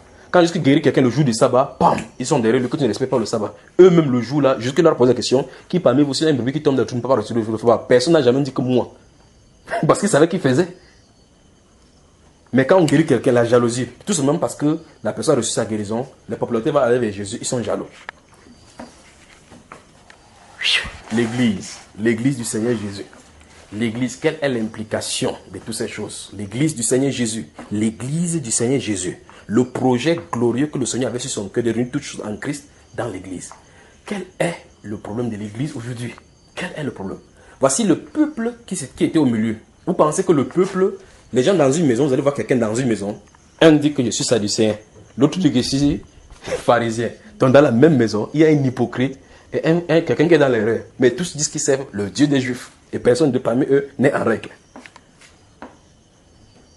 Qu'est-ce qui s'est passé? Satan est entré au milieu. Une caste de groupes de satanistes est entrée, donnant leur propre interprétation de la loi, alors qu'ils n'avaient pas le droit d'y être. Donc Jésus commence par dire que vous êtes dans l'erreur. Il dit parce que vous ne comprenez ni les Écritures, ni la puissance de Dieu. C'est ce qui est écrit là-bas dans la suite du verset. C'est ça, n'est-ce pas? Il dit vous êtes dans l'erreur. Quand Dieu, souvenons-nous encore de la personne qui a parlé, c'est le Seigneur Jésus-Christ qui est Dieu. C'est lui qui a donné la sanction, vous êtes dans l'erreur. Et vous voyez comment, puisqu'il est sur la terre, la Bible déclare qu'il n'est pas venu pour juger, mais pour que tout le monde soit sauvé par lui. Vous faites le faux, il reste tranquille. Vous venez l'attaquer, vous balance. Mais c'est vrai dire que, s'il n'avait pas dit ça sur la terre, et s'il restait tranquille, le jour, puisque c'est lui qui va encore nous juger, on va s'asseoir sur le trône comme ça. Le groupe de pharisiens, quelqu'un va se lever de la terre, parce qu'il a dit qu'il va appeler, les gens vont sortir de la terre. Et ceux qui ont fait du mal, et ceux qui n'ont pas fait du mal vont se ressusciter. Ils vont se présenter devant lui. Alors il devrait appeler, boum, les pharisiens. Quelqu'un va se lever qui va dire, mais attends, j'étais où? Il dit que tu as dormi de sommeil. Maintenant, j'étais appelé à jugement. Alors tout le groupe de pharisiens, la première personne qui a la révélation des Sadducéens, va se tenir là. Tout son groupe va être derrière lui comme ça, aligné. Tous ceux qui ont cru ce message. Il va dire, vous aviez dit qu'il n'y a pas de résurrection, vous voici ressuscité. Qu'est-ce que ce groupe-là aura? Ils auront la bouche fermée, pas vrai? Ouais. Et ils vont aller dans le lieu qui est destiné pour les gens qui suivent dans l'erreur et qui nient la parole du Seigneur. l'incrédulité. N'est-ce pas terrible ça? Je dis, vous êtes dans l'erreur parce que vous ne comprenez ni les Écritures. C'est terrible. Je peux passer, je ne sais pas si c'est parce que vous êtes fatigué. C'est terrible là-dessus le cœur. Ça veut dire que dans ces Sadducéens-ci, on appelait certaines personnes étaient là, le docteur. Pardon, j'ai une question. Oui, maman. Je vous interromps là. À propos de la femme là qui a eu cette Marie là. Oui. Réellement, à la résurrection, est-ce alors la femme? Je suis à la solution là-bas. Hein? Lisons directement la solution en le Seigneur Jésus. Qu'est-ce que vous... Lisons. Regardez, je lis verset 29. Jésus leur répondit, vous êtes dans l'erreur parce que vous ne comprenez ni les Écritures, ni la puissance de Dieu. Car à la résurrection, les hommes ne prendront point de femmes, ni les femmes de maris, mais ils seront comme des anges de Dieu dans le ciel. Donc, si on explique à ces gens-ci que lorsqu'il y aura résurrection, le corps charnel que nous avons maintenant, ce n'est pas ça qu'on va revêtir, ça aurait mis hors d'état de nulle doctrine. Or, le problème c'est que les pharisiens qui contraient cette doctrine n'avaient pas cette connaissance non plus. Mais maintenant dans la Bible, nous voyons effectivement que l'apôtre Paul dit, dans 1 Corinthiens chapitre 15, voici frère, je vous dis un mystère, nous ne mourrons pas tous, mais tous nous serons changés. En un instant, en un clin d'œil, ce corps-ci va être changé. Amen. C'est le mystère. C'est comme c'est le mystère, ça veut dire que c'était caché. Ha! Comme c'était caché, il ne faut pas avoir accès à cela. Or, maintenant, si vous lisez la Bible, on va aller dans la Bible, on va vérifier, parce que tout à l'heure, on a pris le cas de Jean chapitre 8, on a vu effectivement qu'il y avait adultère, et on a vu ce que Moïse avait dit, on voit effectivement qu'il ne croit pas ce que Moïse dit. Ce cas-ci également, on va aller dans la Bible, on va voir. C'est répondu, n'est-ce pas? Donc, jusque-là, dit que, effectivement, à la résurrection, il n'y a pas besoin de ce mariage-là, parce que le problème est résolu. C'est pour ça qu'il a dit que vous êtes dans l'erreur, parce qu'en réalité, l'erreur, c'est que il n'y a pas de mariage à la résurrection. Donc, ça veut dire que leur base doctrinale était faux. C'était faux dès le départ, c'était faussé. Vous êtes dans l'erreur. Où est-ce qu'ils conduisent le peuple? Souvenez-vous, c'est des dirigeants des peuples. Alors, le Seigneur Jésus dit ici que vous ne comprenez ni les Écritures. Je vais donc aller à ce point-ci. Si ces gens-ci ne comprennent pas les Écritures et ils conduisent les gens dans l'erreur, d'où leur vient le titre de docteur? D'où leur vient le titre de docteur? Tu entends, les docteurs de la loi sont venus vers Jésus. Tel docteur, un docteur, ça veut dire un enseignant, quelqu'un qui est chevronné, un maître qui conduit les gens dans la justice, qui enseigne au peuple. On dit qu'ils sont dans l'erreur parce qu'ils ne comprennent pas les Écritures. Donc, ça n'a pas de compréhension de l'Écriture était l'erreur. Il a fondé ça par des groupes. Aujourd'hui, on entend donc les visionnaires, que j'ai reçu la vision. Et tu examines la vision, c'est contraire à la parole de Dieu. J'arrive pour l'église. C'est là où je vais aller. Jésus, donc, notre Seigneur dit, vous êtes dans l'erreur. Vous ne comprenez ni les Écritures, ni la puissance de Dieu. Car à la résurrection, les femmes ne prendront point de mari, les maris ne prendront point de femmes. Ils seront comme des anges de Dieu dans le ciel. Après, il va leur dire clairement, et regardez les paroles du Seigneur Jésus. Il va leur dire clairement qu'en réalité, Moïse même, le fait que Dieu s'est révélé à Moïse, c'est qu'il a prononcé, il parlait de la résurrection. Regardons le suivant. Il dit verset 31, pour ce qui est de la résurrection des morts, n'avez-vous pas vu ce que Dieu vous a dit? Je suis le Dieu d'Abraham, le Dieu d'Isaac et le Dieu de Jacob. Dieu n'est pas le Dieu des morts, mais des vivants. Donc quand Dieu il veut dire que vous lisez chaque jour dans la Torah, que Dieu a dit que je suis le Dieu d'Abraham, le Dieu d'Isaac et de Jacob. Vous ne comprenez pas qu'il en est pas de la résurrection? C'est pas ce qu'il écrit, frère. Il dit pour ce qui est de la résurrection. En ce qui concerne la résurrection, il veut dire, quand Dieu a dit, je suis le Dieu d'Abraham, le Dieu d'Isaac, le Dieu de Jacob. Or, quand il en a parlé, Abraham était déjà mort. Isaac était déjà mort, Jacob était déjà mort. Mais il continue à dire que je suis le Dieu d'Abraham, le Dieu d'Isaac et Jacob. C'est-à-dire que pour lui, ils ne sont pas morts. Donc le Dieu de la résurrection. Le Dieu qui ressuscite. Alléluia. Amen. Alors maintenant, voici encore la question que je vous pose encore ce soir. Assemblée de Dieu. Voici la question que je pose. Comment se fait-il que des gens qui ont de l'intelligence comme ceux-ci lisaient la loi de Moïse qu'ils avaient entre les mains, mais étaient dans l'erreur? Parce qu'ils n'étaient pas à leur position. Dieu ne les avait pas appelés là-bas. Ils avaient des motivations impures. Ils avaient des motifs impurs. Et Dieu ne conduit pas les gens comme ça. Lorsqu'il y a la cupidité comme mobile, Dieu est hors de cela. Lorsqu'on commence à fonctionner sans être dans le plan du Seigneur, Dieu est hors de cela. Tout à l'heure, nous avons vu que l'apôtre Paul était un Benjamin. Et Dieu avait dit que ce sont les Lévites qui devraient porter l'arche, devaient être au seuil de la porte. Tout ce qui concerne la loi, c'est eux. Donc, c'était les dépositaires de la loi. L'alliance est avec la tribu des Lévites. D'où vient-il donc que les membres d'une autre tribu commencent à venir fonctionner là-bas. Donc il y a un problème. On a quitté le territoire que Dieu nous a donné. Et quand on quitte comme ça, on se trouve exactement et directement sous l'alliance avec Satan. Dans le livre des Proverbes, au chapitre 30, versets 5 et 6, le Seigneur nous dit, n'ajoute rien à ces paroles, de peur qu'il ne te reprenne et que tu ne sois trouvé menteur. Que tu n'ajoutes rien à ces paroles. Quand il dit quelque chose, il sait mieux, il connaît pourquoi il l'a dit.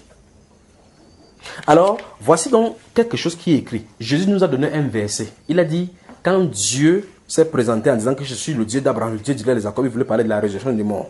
Là, on peut comprendre encore que ce n'est pas direct, pas vrai? C'est-à-dire que ce n'est pas évident de comprendre parce que nous-mêmes, si nous ne lisions pas comme ça que Jésus a dit, on ne pourra pas savoir que Dieu est en train de parler comme ça de la résurrection d'entre les morts. La question maintenant, c'est ceci. Est-ce que dans l'Ancien Testament que les Juifs possédaient, est-ce qu'il y a un verset qui dit clairement qu'il y a résurrection d'entre les morts? Si l'on trouve ça dans la Bible, on va se poser encore la question de savoir pourquoi les gens, malgré que c'est écrit comme ça, n'ont pas parvenu à croire. On est d'accord, n'est-ce pas? Vérifions donc ce verset. Daniel chapitre 12. Daniel, le livre du prophète Daniel. Daniel, c'est dans le livre des prophètes. Donc après Psaume, vous montez. Daniel. Juste après Ézéchiel, là. Daniel, le chapitre 12, le dernier chapitre de Daniel. Si vous avez la version normale, de la version catholique où il y a le chapitre 13, c'est votre problème. Daniel, chapitre 12. J'aime quand je prêche la parole, on regarde ce qui est écrit dans la parole parce qu'il faut que vous vérifiez que ce qu'on en a dit, c'est exactement ce qui est écrit. Je dis, souvenez-vous de ceci, quand on en est allé progressivement, souvenez-vous de d'où on a commencé et là on en est allé. Ici, on se trouve au point où on veut vérifier si oui ou non, il y avait un verset clair dans l'Ancien Testament qui parlait de la résurrection d'entre les morts. Puisque c'est eux qui avaient ces versets-ci. Ils avaient ce livre-là qu'ils lisaient. On va se poser la question, si oui, s'il y a ces versets, pourquoi ne croiraient-ils pas? Lisons à partir du verset 1. Papa, on peut lire là. En ce temps-là se lèvera Michael, Oui. le grand chef, le défenseur des enfants de ton peuple. Et ce sera une époque de détresse, Oui. telle il n'y en a point eu de semblable, Oui. depuis que les nations existent Oui. jusqu'à cette époque. Oui. En ce temps-là, ceux de ton peuple qui seront trouvés inscrits dans le livre seront sauvés. Oui. Plusieurs de ceux qui dorment dans la poussière de la terre se réveilleront. Oui. Les uns pour la vie éternelle, les autres pour le propre. Pour la honte éternelle. Je vous pose la question claire. N'est-ce pas clair là-bas? C'est clair. On vient de dire dans ce verset 3 que quoi? Que plusieurs se réveilleront, il y aura résurrection. Voilà. Il dit, dans ce verset 2, il commence par dire que plusieurs de ceux qui dorment dans la poussière de la terre se lèveront. N'est-ce pas, c'est écrit littéralement que les gens qui seraient morts vont se réveiller? La question que je t'en ai posée, c'est ceci. Pourquoi ces groupes-ci, qui lisaient la loi de Moïse, ont refusé de croire ceci? Le verset 1 a commencé par dire que en ce temps-là se lèvera Michael, le chef et le défenseur de ton peuple. Qui est Michael? C'est un ange, pas vrai? Donc, ce groupe-ci ne croit pas aux anges. Comment ne croit-il pas aux anges alors que c'est écrit là-bas littéralement, même avec le nom? Donc, ça veut dire qu'il rejette totalement le livre de Daniel. Vous voyez, là on en est. Michael, c'est un ange. C'est un ange, c'est l'archange Michael. Il y a l'autre qu'on appelle Gabriel. Alors, la question qu'on me pose, c'est ceci. Là, ils se sont présentés à Jésus-Christ pour montrer que la résurrection est une utopie. Que la résurrection n'existe pas. Alors que la Bible qu'ils lisaient entre leurs mains dit clairement que Dieu a dit une promesse que le moment va venir où les gens vont se réveiller de la poussière. Les autres pour le propre éternel, pour la honte éternelle, les autres pour la vie éternelle. N'est-ce pas la résurrection des morts là? La question maintenant c'est, pourquoi c'est écrit comme ça? Eux ils ne veulent pas croire. Ouais, effectivement, ils vont dans la Bible et pas prendre ce qui les arrange. Alors ils vont commencer à dire que Jésus va les reprocher en disant que vous payez la dîme de la manne du cumin, ainsi de suite, vous oubliez ce qui est le plus important dans la loi. Quelle est donc l'implication pour nous aujourd'hui? Souvenez-vous de ce qu'il vous a dit, la révélation de Dieu est progressive. Il a révélé cela au travers d'Israël. Au sorti de là, il va commencer dans Matthieu chapitre 23 à dire malheur à vous pharisiens, malheur à vous scribes, malheur à vous docteurs de la loi. Il a commencé à donner la malédiction aux chefs religieux. Les chefs religieux, les conducteurs de foule. Il a sorti en disant les malédictions sur eux. Si nous passons le temps dans Matthieu 23 maintenant en lisant, vous allez voir effectivement, chaque fois qu'on va lire une malédiction, vous allez voir qu'effectivement, ce qu'il a dit, malheur à vous, parce que vous aimez les premières places dans le public, observez les pasteurs de Judée, vous allez voir la même chose. Même chose. Malheur à vous parce que vous portez des franges, des vêtements sacerdotaux pour qu'on voit, sache que vous êtes chrétien. Vous voyez aujourd'hui les pasteurs avec cela. Alors que la Bible ne montre aucun chrétien avec un habit spécial. Vous permettez que je prêche? Je vais parler un instant, on va le quitter maintenant. Donc, avec tous ces événements que nous avons vus dans la Bible là, maintenant, nous sommes obligés de toucher maintenant le culte chrétien. On peut toucher maintenant. Il dit, ce qu'on a vu tout à l'heure avec les... Ça, c'est les pharisiens. Donc, nous avons deux groupes. Ici, nous avons l'Ancien Testament. Nous avons le Nouveau Testament. Moïse était le garant de l'Ancien. Il leur a donné, et ils ont fait ce qu'ils ont fait. Jésus-Christ est le garant du Nouveau. J'étais en train de les expliquer ceci. Ce qui est arrivé aux Juifs là-bas est censé arriver du côté des chrétiens. C'est ce que je voulais dire clairement par la révélation progressive. Donc, les choses qui sont passées ici, on peut le voir du côté de Jésus aussi. Jésus est venu. Ses disciples, chaque fois qu'on me pose la question, répondez-moi seulement par oui ou par non, d'accord? Tous ensemble. Jésus est venu. Ses disciples avaient-ils des habits spéciaux? Non. Il dit les premiers chrétiens, les gens qui conduisaient, Paul, Pierre, Jacques, avaient-ils des habits spéciaux pour les distinguer Pas du tout. des autres foules? Pour montrer qu'ils sont des conducteurs? Non. Est-ce qu'il y avait? Je vous pose donc la question. D'où est-ce que c'est venu aujourd'hui dans l'église du Seigneur? Quand vous voyez un pasteur en route qui est habillé, vous savez que c'est un pasteur, non? Oui. Quand vous voyez à l'office, vous allez à l'office, vous savez directement que voici le pasteur, pas vrai? Oui. Que voici directement l'ancien, n'est-ce pas? Oui. Je pose la question, où est-ce que c'est venu? Dans un autre groupe, ils seront en blanc, selon le groupe. Dans un autre groupe encore, ils seront en noir. À une cérémonie spéciale, ils seront en rouge ou en rose. Vous voyez, vous pouvez distinguer maintenant les pharisiens, les sadducéens et autres. Et maintenant, prenez groupe après groupe. Tous vont dire qu'ils servent qui? De Dieu. Tous prêchent avec quoi? La Bible. La question que je pose, la même question que je pose sous Moïse. Pourquoi n'ont-ils pas tous dans le même langage? Puisqu'ils servent la même Bible. Donc si vous voyez, si on veut entrer dans les détails avec les pasteurs, vous allez voir que la même chose qui s'est passée sous Moïse est passée sous ces gens-ci. Puisque tous ont la même Bible. On a vu tout à l'heure, ils ont cité Moïse. Mais ils partent dans Moïse, ils prennent ce qui les intéresse. Ils laissent ce qui est important dans les dents. Même chose avec les pasteurs aujourd'hui. Vous entrez chez les catholiques, vous pouvez dire ce que vous allez dire. Eux, ils croient ceci. Pas vrai? Ouais. Vous allez chez les protestants, eux, ils croient ceci. Mais ils ont la même Bible. La question maintenant, c'est pour ça qu'il pose la question sur la Bible tout à l'heure. La Bible ne peut pas dire ce qu'ils disent. S'ils disent ce que la Bible dit, ils seront conformes à la Bible. Si les catholiques disent ce que la Bible dit véritablement, les protestants disent ce que la Bible dit véritablement, les pentecôtistes disent ce que la Bible dit véritablement, il n'y aura plus par catholique, protestant, pentecôtiste, il y aura tout simplement les chrétiens. C'est ça. C'est justement parce que chacun a quelque chose qui se rattache à leur groupe qui fait que le groupe soit différent de l'autre. C'est à cause de ça. Et cette chose-ci, Dieu hait cela parce que c'est la division. Je comprends ça parce que je ne sais pas, ça m'a un peu touché ce que vous venez de dire là. Que si les protestants, les catholiques, oui, ils disaient vraiment ce qui est dans la Bible, il n'y aurait pas ces différents groupes là, les protestants, les catholiques, tout ça. 1 Corinthiens, chapitre 1. Je vous aime, je vous aime. 1 Corinthiens, chapitre 1. De toute façon, même si vous ne m'aimez pas, Dieu m'aime.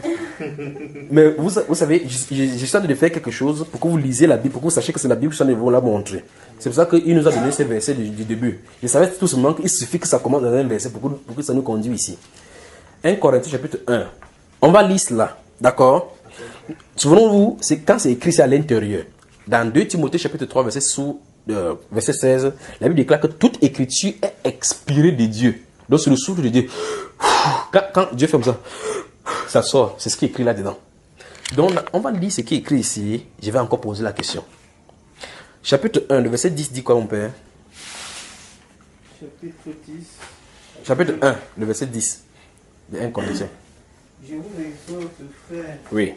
par le nom de notre Seigneur Jésus-Christ, à tenir tous un même langage et à ne point avoir de division parmi vous.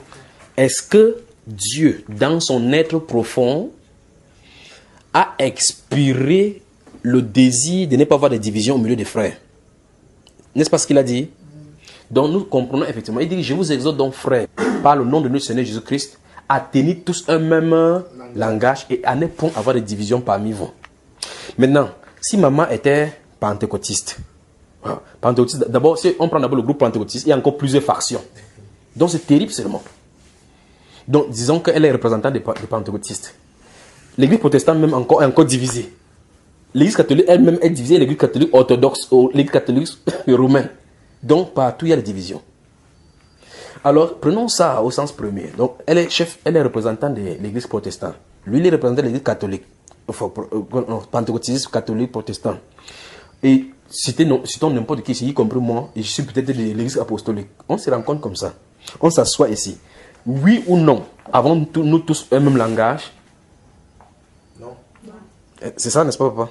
C'est-à-dire que si nous nous réunissons comme ça, il y a le témoin de Jéhovah, catholique, protestant, 7e jour, ceci. Derrière le nom te montre clairement que qu'il y a division. Vous êtes d'accord avec moi? Hein? Nous sommes d'accord. Alors la question que je me pose, c'est ceci. Il dit, je vous exhorte, je vous encourage, frères, par le nom de notre Seigneur Jésus-Christ, à tenir tous un même langage et à ne point avoir de division parmi vous. Ça, c'est le souffle de Dieu. La question maintenant que je me pose, c'est, l'Église est dans cet état? Pas du tout. Je vais encore reposer la question autrement pour vous saisir. Dès le départ de l'Église, ce que nous voyons aujourd'hui, est-ce que c'est ce que ça avait été? Pas du tout. Est-ce qu'il y avait catholique dès le départ, protestant dès le départ, pentecôtiste dès le départ? Maintenant, je reviens à ce qu'il dit dès le départ. Quand Dieu a donné la loi à Moïse, il n'y avait que les sacrificateurs et les lévites, tels qu'il avait appelés. Plus tard, on voit maintenant sadducéens, pharisiens. Et vous voyez la même chose qui est arrivée maintenant dans l'église, n'est-ce pas? Il a choisi les apôtres qui devaient travailler. Il fallait avoir l'appel de Dieu pour travailler avec lui. Aujourd'hui, il y a une école théologique. Tu pars, on te forme, on te donne un diplôme. On verse l'huile sur toi, on fait des cérémonies pompantes, on te donne la veste. Tu pars quand tu commences à enseigner. Ils sont étrangers au corps du Seigneur. Voilà donc nos docteurs d'aujourd'hui. Je vous ai dit tout à l'heure que je peux aller dans la Bible et puis sortir maintenant pour vous montrer clairement ce que je voulais parler depuis aujourd'hui. Donc tout pasteur que vous voyez sortant de l'école n'est pas connu de Dieu. C'est ce que ceux-ci avaient fait. Donc frère, ce que je considère bien comprendre, les écoles de formation des pasteurs. Ça n'a pas de sens. Il n'y a pas un seul verset ici pour ça. Jésus qui est venu sur la terre, il allait dans une école pour aller chercher quelqu'un. Hein? Il allait vers Pierre, il a trouvé Pierre en train de pécher, pas vrai? Il a dit que lève-toi, suis-moi, tu seras pécheur d'homme. C'est pas ce qu'il a dit? C'est ça. Est-ce qu'il a utilisé Pierre? Il a dit que va d'abord chez Gamaliel, on te forme bien, pour que tu saches lire bien, pour commencer à aller articuler. Il a fait ça? Dieu ne fait pas de telles choses. Ce n'est pas sa façon d'agir. Donc si vous connaissez quelqu'un qui est un pasteur, qui est sorti de l'école théologique, dites-lui ceci, qu'au nom du Seigneur Jésus-Christ, il faut qu'il mette ses genoux par terre, il se repente, il quitte cette chose-ci, parce que c'est la chose de Dieu. Quand c'est la chose de Dieu, ça doit être fait à la manière de Dieu. Dieu doit t'appeler pour que tu puisses parler de ceci. Jacques chapitre 3, verset 1 dit que frère, il ne faut pas qu'il y ait un grand nombre d'enseignants au milieu de vous, car vous savez comment on sera jugé plus sévèrement. Pourquoi dans l'église il dit qu'on sera jugé plus sévèrement? Parce que par l'enseignement, comme on a vu là, ça entraîne les gens en enfer. L'enseignement. Je ne suis pas encore entré au niveau des enseignements parce que je peux vous demander d'appeler le nom de n'importe quelle église, comme on dit ici là. Je vous donne les enseignements qu'ils enseignent et je vous montre que dans la Bible, ce n'est pas ce qui est écrit. Déjà le nom, si vous donnez un nom, à l'instant vous donnez le nom, vous allez voir que c'est contraire à la Bible. Parce que pharisiens n'étaient pas dans la loi de Moïse. Sadducéens n'étaient pas dans la loi de Moïse. Hérodiens n'étaient pas dans la loi de Moïse. Et le fait qu'ils ont pris un nom caractéristique montre qu'ils sont avec des certaines doctrines qu'ils ont érigées. Donc 1 Corinthiens chapitre 1 verset 10 dit clairement, je vous exhorte donc frères bien-aimés par le nom de notre Seigneur Jésus-Christ à tenir tous un même langage et à ne point avoir des divisions parmi vous. L'église est caractérisée particulièrement seulement par la division aujourd'hui. Donc ce que Dieu voulait, il ne veut pas faire. Alors, je pose la question. Parmi nous ici, si l'un de nous appartenons à l'une de ces factions qui s'est divisée hors de l'église du Seigneur, où est-ce que nous sommes? Dans l'erreur. Et nous avons au-dessus de nous les gens qui sont dans l'erreur, qui nous conduisent où? Dans l'erreur, comme on a vu là. Donc il est l'heure, soit de suivre le Seigneur Jésus, soit de suivre l'erreur. Quand le Seigneur Jésus a dit que vous êtes dans l'erreur, vous ne comprenez ni les Écritures, ni la puissance de Dieu, ceux qui étaient de ce groupe-là, s'ils comprenaient que Jésus a dit à leur grand maître que vous êtes dans l'erreur, ils devaient comprendre que s'ils suivent là, ils suivent l'erreur. Ils ont un choix à faire. Soit continuer à suivre l'erreur, ou bien continuer à suivre la parole de vérité. Quand on disait au départ qu'il y avait seulement une seule église, l'église protestante. Oui. Et après, il y a eu séparation. Il y avait séparation. Oui. Avant qu'il y ait eu l'église catholique. Donc, ma tête Luther qui ne s'entendait pas, il a dit je ne sais pas si vraiment Martin Luther est dans la voie de Dieu avant qu'il y ait eu Cette division. La Bible déclare dans Éphésiens chapitre 5, versets 30 et 31 que le Seigneur Jésus vient chercher son église sans tache ni... La question que je me pose, c'est ceci. Comme il y a église pentecôtiste ici, église protestante, église témoin de Jéhovah, église ici, laquelle vient-il chercher? On n'a pas dit qu'il vient chercher ses églises. Vous comprenez le langage, n'est-ce pas? On n'a pas dit que Jésus vient chercher ses églises. On dit qu'il vient chercher son église. Chaque fois qu'on parle de l'église du Seigneur Jésus, on parle de ça au singulier.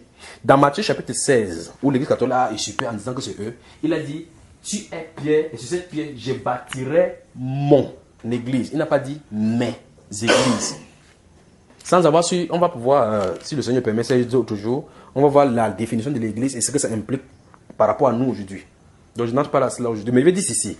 Quand le Seigneur Jésus parle de l'église, il parle au singulier, n'est-ce pas, maman? Quand il parle au singulier, et nous avons des multitudes de ce que nous appelons l'église aujourd'hui. Et il vient prendre une.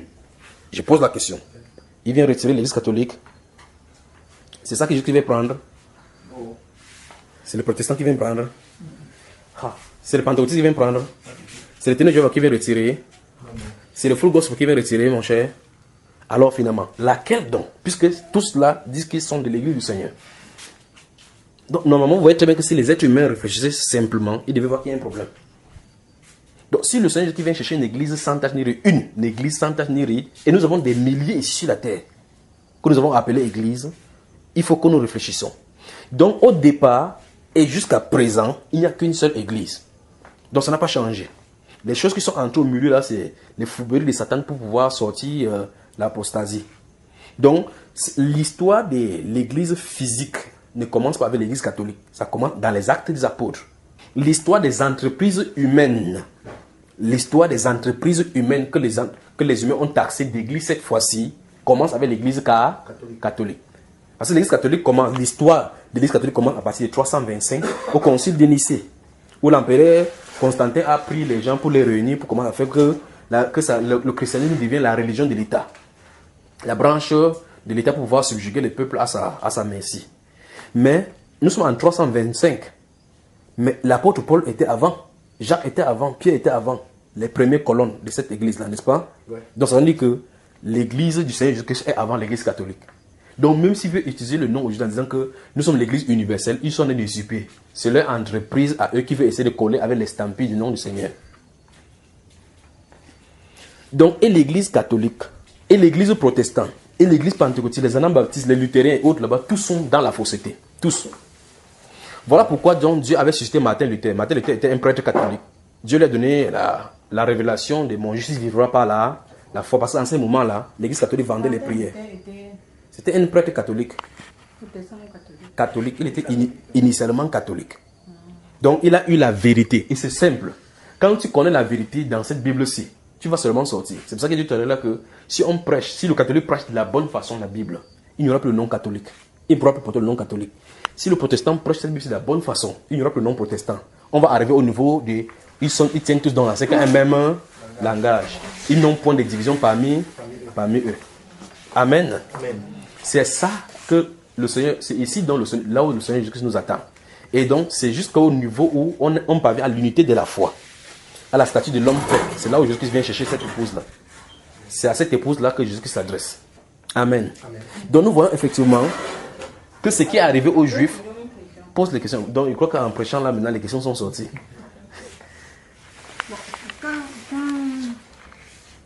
Quand vous expliquez ça, oui. quand vous expliquez la Bible là, je vois que beaucoup de gens sont en erreur parce qu'ils ne comprennent pas bien la Bible. C'est pas moi qui dis, c'est ce que le Seigneur dit tout à l'heure, non? C'est pas moi qui ai dit. Oui, parce qu'elle n'est pas facile à lire. Quand tu lis, mais vraiment, c'est pas facile de comprendre. Mais est-ce que c'est difficile depuis que je suis en train de parler là, moi? Parce que quand vous avez parlé de la femme adultère et de la loi de Moïse, alors qu'on lit ça tous les jours, mais on ne comprend pas ça. On n'a même jamais mis en tête qu'on ne s'est jamais posé la question pourquoi on avait seulement amené la femme, pourquoi on n'avait pas amené les deux. Alors que dans la loi, on a dit qu'il faut l'homme et la femme. Il faut amener les deux, qu'on les lapide pour enlever le mal du milieu. Voilà. Je crois que peut-être parce que les gens là ne connaissent pas. C'est pour cela que j'insiste que ouvrons telle parole, lisons et on lit. Vous voyez très bien que je n'ai pas besoin de prendre des gros mots ou des discours des théologiens pour que vous compreniez. Vous lisez, vous comprenez ce qu'on a dit de dire. Nous sommes dans les faits. Nous avons lu dans cette Bible-là. Et je vous ai dit dès le départ que Dieu s'est révélé de façon progressive. Il a marché au milieu des hommes, ici sur la terre, dans le tabernacle humain, dans ce corps qu'on appelait Yehoshua. Il a parlé aux hommes. Et la Bible nous montre donc que ce qui est arrivé va encore arriver. Et nous sommes en plein là-dedans. Oh, ce n'est même pas une prophétie encore à dire. Nous sommes en plein dedans. Tu vas parler à quelqu'un et dire que non, moi je suis catholique. Attends, je demande, je dis, Oui, maman. depuis que j'ai aussi commencé à lire la Bible là, Oui. j'ai découvert beaucoup de choses Amen. qui se passaient avant et qui se passent aujourd'hui. Oui. Parce que quand je vois les choses d'aujourd'hui, là, l'homosexualité, Oui. les hommes qui couchent avec les bêtes, je me demande que, hey, Ça sort d'où? comment ça sort d'où? Mais c'est quand j'ai lu la Bible que j'ai vu ça dedans. Voilà. Quand je méditais avec Diane l'autre jour, je me dis que mais pourquoi les pasteurs ne peuvent pas lire ça et expliquer? Il va venir expliquer ce qu'on lui a appris à l'école. Si tu es à l'école de Dieu, la Bible déclare que celui qui est envoyé de Dieu dira les paroles de Dieu. Si quelqu'un est envoyé par un théologien, par exemple, je vais prendre un exemple simple, n'est-ce pas? Vous me pardonnez, je ne sais pas dans quel milieu vous vous trouvez ici, mais je suis obligé, je suis tenu par la vérité.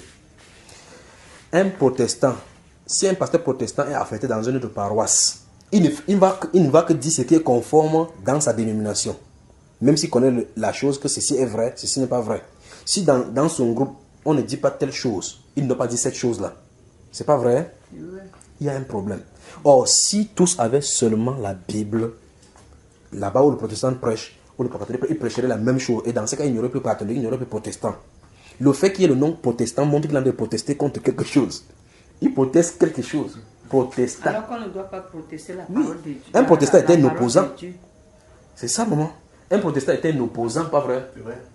Mais frère, Oui. je pense que par rapport à l'histoire de Martin Luther King, le protestantisme est sorti lorsqu'on protestait contre Marie. Lorsque Martin Luther King a dit que Marie. Non, c'est pas contre Marie qu'il a protesté. Lui ne proteste pas contre Marie. C'était pas La vraie révélation que Dieu lui a donnée, c'est parce que les catholiques vendaient les prières, l'indulgence. D'accord? Et Dieu lui a montré dans ces Romains chapitre 1, verset 17, mon juste vivra par la foi. Il a commencé à prêcher que dans la réalité, on vend les indulgents, on ne doit pas vendre la prière à quelqu'un. On ne doit pas venir payer pour qu'on fasse quelque chose. Je pose encore la question. C'est pas la même chose qu'on fait aujourd'hui. C'est ça, frère. Les pentecôtistes ne font pas la même chose aujourd'hui. Quand ils viennent pour qu'on prie pour toi, pour que tu guéris, on dit qu'il faut acheter l'eau ici, acheter le mouchoir, donner l'argent là-bas, inscrivez-vous là pour l'argent. C'est pas la même chose. Même esprit. Maman a dit qu'il a découvert l'homosexualité dans la Bible. Jésus a dit que ces choses-là vont revenir. Nous sommes en plein là-dedans, n'est-ce pas, maman? Maintenant, voici la chose. Dieu n'a jamais laissé le peuple comme ça, toujours dans l'erreur. Il va toujours susciter les gens pour faire que les gens reviennent à l'ordre. C'est ce qui est merveilleux avec lui. L'église du Seigneur Jésus-Christ se trouve à quel niveau? Dolten vous l'a dit tout à l'heure là que si quelqu'un se trouve dans un milieu, je n'ai rien contre ce milieu-là, voici le véritable problème. Si tu te trouves dans un milieu, c'est que tu es enfermé dans ce milieu comme ceux qui se trouvaient chez les pharisiens. Si tu étais chez les pharisiens ou bien chez les sadducéens, tu vas enseigner tout là-bas, sauf que il ne faut pas dire qu'il y a une résurrection, parce que leur doctrine dit que tu ne dois pas prêcher la résurrection. Même si un ange vient à la maison te dit que désormais prêche ainsi. Comme leur doctrine dit qu'on ne parle pas des anges là-bas, tu as intérêt à ne pas dire là-bas qu'un ange t'a parlé. Voilà comment ils se sont enfermés. La Bible a appelé les gens dans la liberté. Les gens ont fait ce qu'ils ont appelé les règlements intérieurs. Les règlements intérieurs règlent leur conduite à l'intérieur là-bas. Donc ce n'est pas la Bible qui est leur règlement intérieur. Par conséquent, ils sont sous une autre alliance. J'ai entendu que les pasteurs vont même en retraite. On les affecte même comme on a fait les fonctionnaires. Mais c'est grave. Un pasteur en retraite, tu sais que c'est comment dire mon père va en retraite. Il est quoi? Il est pasteur. Donc son travail, c'est un pasteur. Donc le travail du pasteur est considéré comme le travail séculier là. Quand tu travailles chez les fonctionnaires, un jour tu vas en retraite. Un pasteur en retraite. Donc le Saint-Esprit finit à un moment donné. C'est terrible. Il faut qu'on se repente.